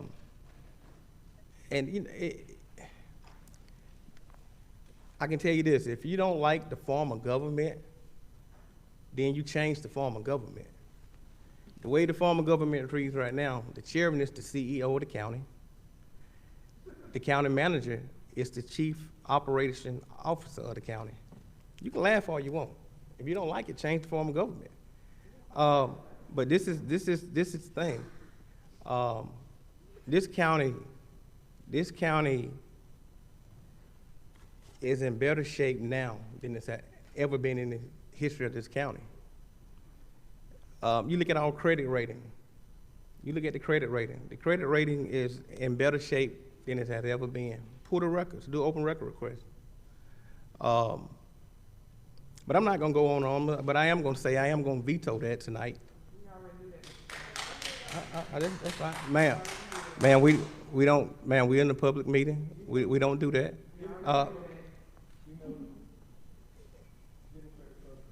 I'll be what you want me to be, but I'm going to veto that tonight. And be it may. And that's that. I will send my veto to you guys in writing. You'll get it. Thank you. So that will go back on the next agenda, the first meeting in December. Thank you. Next, the alcohol, yep. Alcohol beverage license, final reading. Barjane Group LLC, Valero Food Mark, 11280 Brown Bridge Road, Covington, Georgia, 316. Mr. K. Patel, final reading. Final reading, SM Pony Express, Inc., 1820 Highway 11, Covington, Georgia, 314. Owner, Mr. N. Patel, final reading. Next item on the agenda is citizen comments. You may come at this time, state your name and your address for the record, please. You have 3 minutes to do so.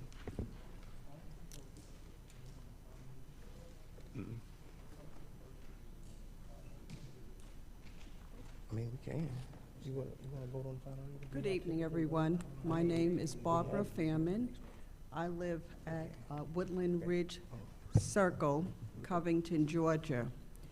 Once again, I'm here to complain about the alligators that are about a mile away from my home. Can you state your name again, please? My name is Barbara Fairman, Fairman.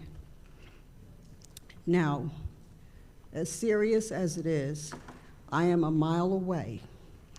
In addition to that, there is Newton High School that is directly across the street from this lady, and also a person who is grazing cattle directly across the street. I'm about a mile away from that. Now, I'm quite sure none of you would want alligators in your community.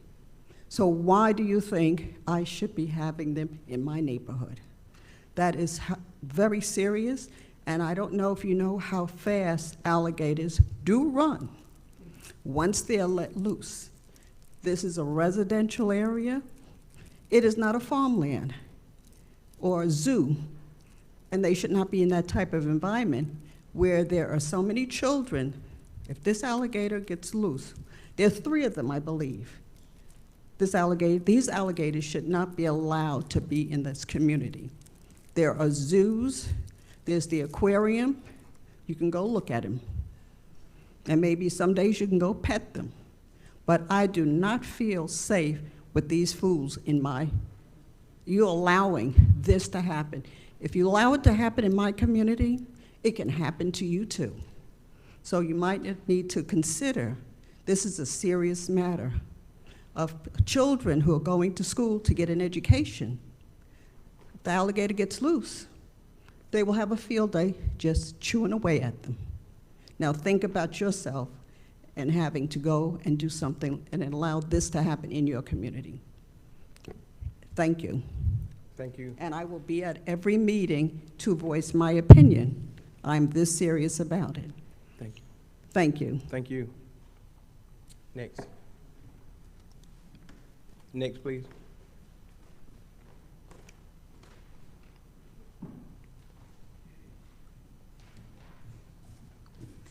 Ann Newhurl, Ivan Circle, Covington. First, I apologize for breaking the decorum. Mr. Chairman, you were correct, I was not. But I also want to thank you for standing up for doing the right thing. I really appreciate your efforts. I know it's difficult, your job, and you made the right decision according to this citizen. Additionally, I am concerned about the conversation about having commissioners have say over federal funds individually. I don't know if we need to, but we might need to check with our bonding companies to see if that kind of responsibility is covered. I know that sometimes in the past we've had difficulty even getting a bonding company for some commissioners. So I worry about the county's liability there. So thank you for all you do, all of you, and Mr. Kerr, I'm glad you're staying. We need you. Anyone else? Thank you, ma'am.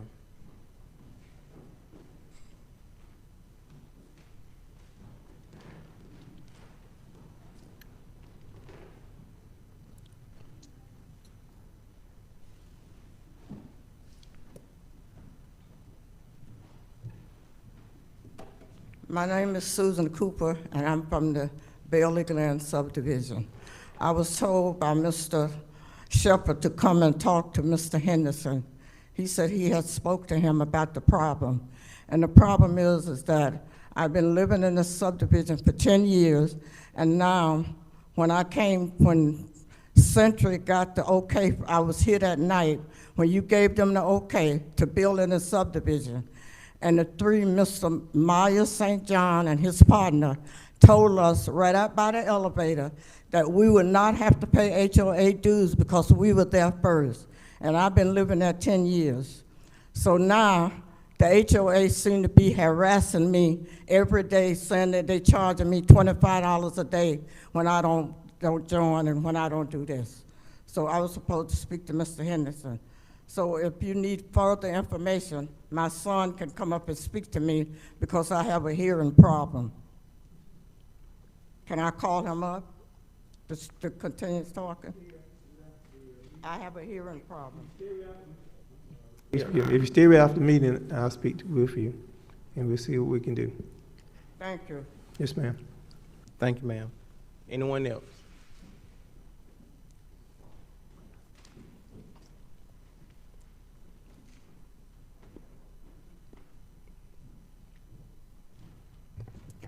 I'm Alicia Brown. This is not about being personal or people don't like somebody or all that. It's about citizens. It's about community. It's about what we need. It ain't about, oh, I don't like that. Y'all need to cap that. What I'm seeing is that with Mr. Kerr's renewal, we need to consider the fact that Mr. Kerr does not write grants.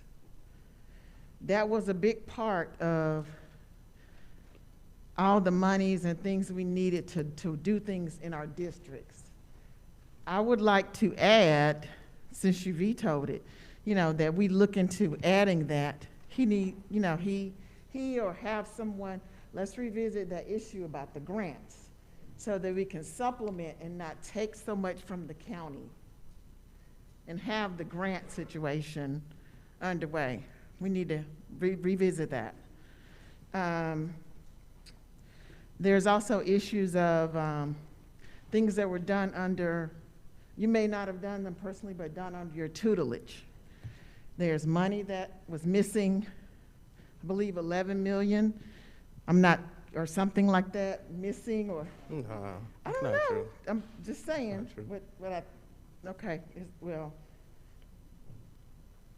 And taxes not being paid, certain areas, or people not paying their taxes. Okay, but and it's not about anybody not liking you. So all the, it's not that. But we need to get serious about this thing. It's about citizens. It's about people. It's not about, these hang-ups and all these things that you all are experiencing, the not getting along with each other. We are suffering in the community. You all come and go. You come and go. We still here. And we're suffering at your hand because you can't get together and work. Knit it together like a fine, nice quilt that keeps you warm. We need the help. It's not about, as the lady said earlier, what'd she say? I forgot. About all the stuff about, I forget what she said, but anyway, it's just not all about the mess. It's just a bunch of mess. We need you all to work together. We need things done. There was a lot of things done, under Mr. Kerr's tutelage. When Nancy was here, I'm not afraid to say her name, that was wrong. That happened to us. Okay? We need to get some stuff fixed. Thank you, ma'am. $2 million that was spent in Fairville subdivision for the park, and the only thing over there is a swing set and a little bitty covering. $2 million. Thank you, ma'am. So we need to get things underway. This is ridiculous. Y'all need to get together, mend your fences, fix things. Thank you. For District 3. Thank you, ma'am. For District 4. For District 2. 1. All the districts. We need to fix things. Okay?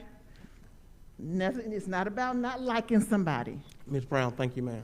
Okay. Thank you. Thank you. Thank you so much. Anyone else?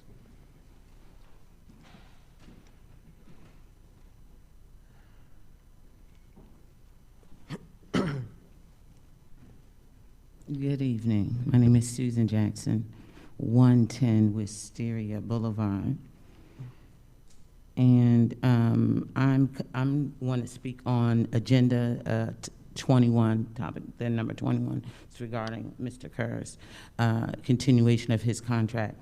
I want to say like this, maybe we do or we do not know the duties of a county manager, what they're supposed to do on a daily basis. They are supposed to supervise the day-to-day operations of the county, oversee hiring, firing, departments, budgets, things of that sort. I want to say thank you for getting us out of the dark. As you mentioned, we have reserves, things of that sort.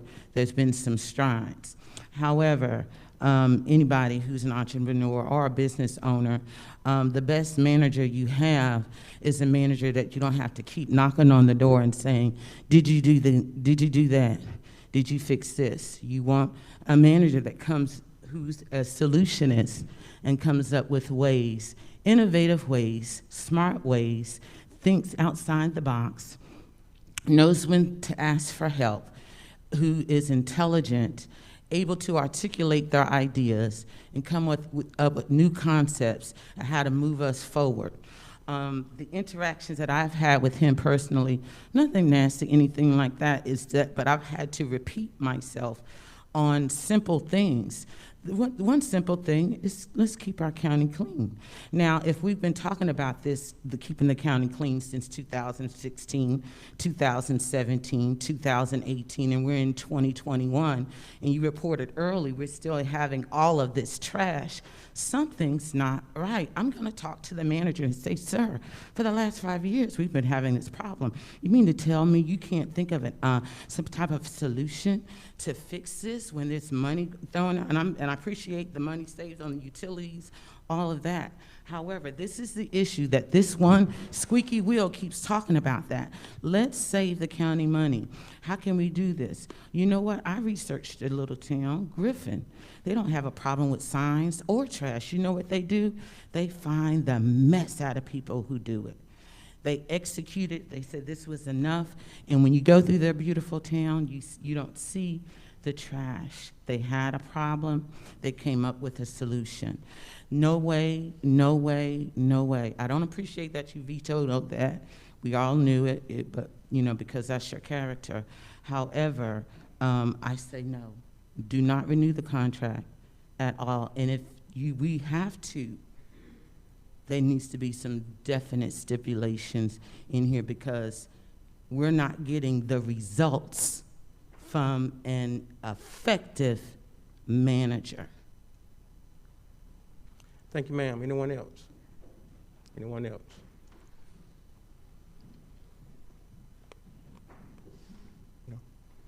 No. Commissioner Edwards. Thank you, Mr. Chairman. I'll be brief. Something the county manager said tonight in terms of when he did his report was so many X number of children participated in fire safety, some fire safety education, and it got me to thinking.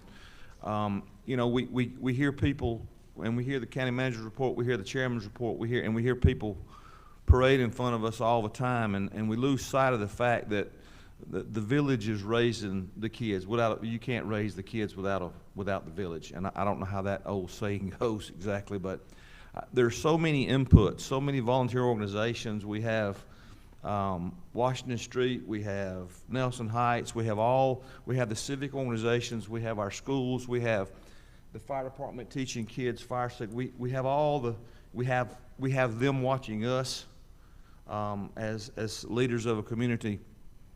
And I just want to tell all of those inputs how much I appreciate them, because they're shaping my kids as well. My kids are grown, but I still consider them kids.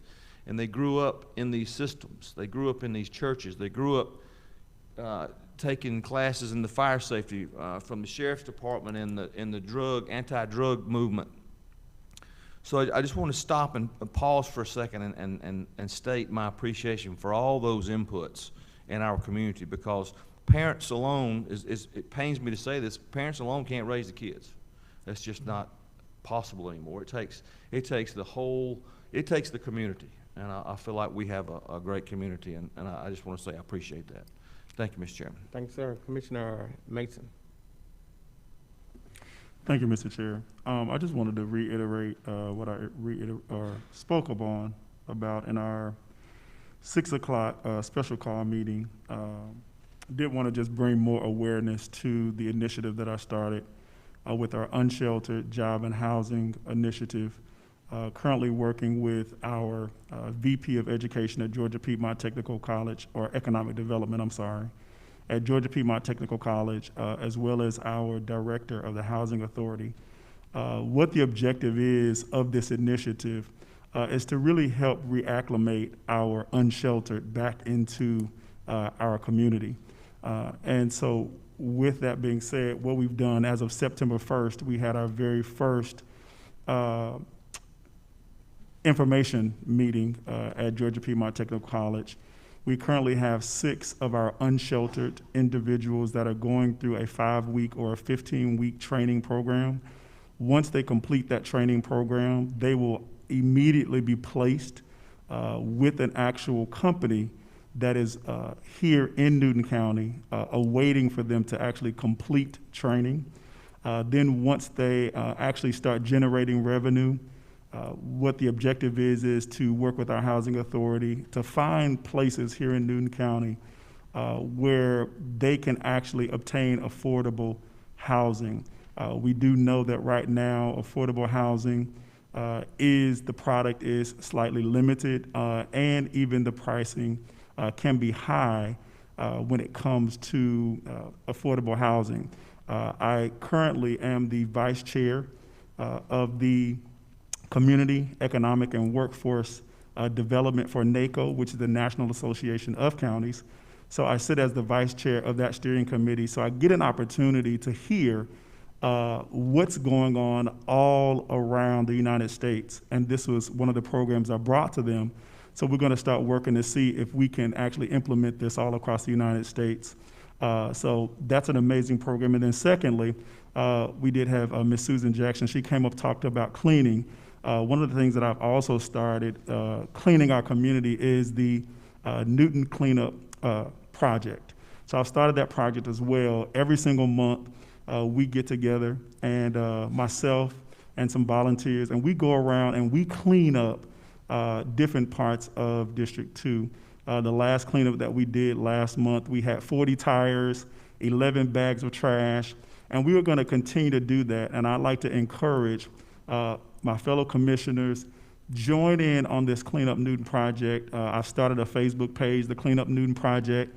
You can go there, you can see the photos that we've done in the past, the cleanups that we have done. If anybody wants to clean up or volunteer in their district and they want to share those photos, feel free to do that. I think it's a way to help encourage our community to kind of help volunteer, to take charge and keep our community clean. So that was all I had. Thank you, Mr. Chair. Thank you, sir. Commissioner Sanders. I normally don't take my time to speak on county issues, but I am today.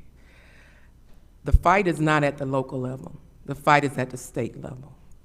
And tonight, it showed that commissioners don't have a say-so in dealing with personnel within this county. Now, I'm not talking about Lloyd personally, as Lloyd as a person, wonderful person, spoke to him on many occasions. But as a county manager, I have seen Lloyd actually talk to certain citizens, being insensitive as of last night, say certain things that were insensitive to the community. I have seen certain things that have not been done, you have to remind them. The contract does not support our county. It does not help or protect our county. The taxpayers will pay more money out of their pockets. And you are right, Mr. Chairman.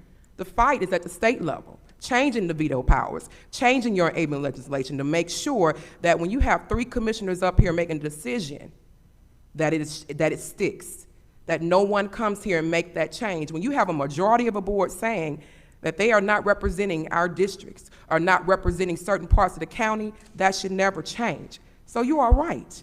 We take that to our state senators. We take that to our representatives. We don't fight on a local level. You take it to another level. To me, no does not mean no. It means go beyond the power that's on this level and go above and change what needs to be changed.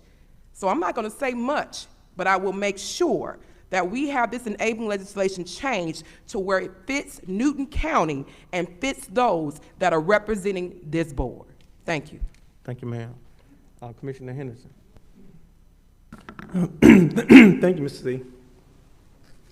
You know, first of all, I want to apologize to Commissioner Sanders. I want to apologize for her being disrespected from the very first part of the year to now. And that I wasn't, and when I thought about it, man enough to say, hey, let's treat her the same way we would treat any other commissioner. At the first part of this year, she was voted in by this board, at least the majority of this board, to be vice chair. And not once has she got recognized as the vice chair of this board. Not once. She's been disrespected, bypassed, and talked about on many occasions because she just spoke about or talked about what was in her heart. So I just want to apologize to her because I was raised better. I was raised by women, my grandmothers, and I was taught to respect all women and treat them as equals, as to a man. I also want to take this opportunity to once again to apologize to Ms. Sharon Henderson, the elected representative, who this board got up because she was saying we need to spend this money on our homeless people and people who are in need. They got up and left her in the room. So is this the way we treat women, or is this something new? I may not like what you're saying, but at least I would respect you. I would respect you. God knows I would respect you, anybody, even if I didn't like what they were saying. And it's been a very disrespected board to women, and it shouldn't be that way. And last, I just want to say this. In order to know where you come from, in order to know where you're going, you got to know where you come from. And I'm telling you, most of us, well, I said me, came from the sharecroppers farm. Little boy, didn't have anything. Grandpa didn't have a good education, at least not good as mine, and mine may not be all that. But I was taught to treat people the way I wanted to be treated. And so I'm just going to say this. I think we need to pray for, let's pray for our chairman, let's pray for our county manager, and let's pray for all of us. Let's pray. Hey, guys. Hey. Thank you. Commissioner Cowell. Thank you, Mr. Chairman. I've sitting there, been listening to conversations and everything, and of course we've got a multitude of issues out there. I think, though, the young lady that came up here and said we've got to be in unity is critical for us to think about. And I hope that the board, as we evolve, and we are evolving, none of us are perfect. I've never definitely not met a perfect politician. And I know I'm not. And I apologize last night for getting angry and walking out because I just had more than I could handle. But I think we need unity, and I do respect each and every commissioner out here. I hope that we're putting forward the right message to the public. We're not perfect, and this is not an easy job. I worked in government for over 25 years as an administrator, and I practice law now. Quite frankly, it's easier to be somewhere than right here. There are other jobs that are easier, and you think, well, practicing law has got to be tough. Not compared to this. This is tough. And each one of us has a difficult decisions to make. They're hard to make. I understand everybody's feelings. I have been good about that. Again, though, I just hope that our board realizes that the one thing that we've got to have is unity. And I hope that we continue to work toward that direction. Thank you. Thanks, sir. Mr. Kerr. Thanks, Mr. Chairman. I just wanted to take a minute and say thank you, sir, for your support. And I wanted to thank Commissioners Cowan and Commissioner Edwards for their support, as well as all of the numbers of people who sent me texts tonight and who called today to wish me luck, and I appreciate all of that. So thank you, sir. Thank you. Nothing else. I think a motion that we adjourn. It's been motioned by Commissioner Edwards and second by Commissioner Mason. All in favor? It passed 5.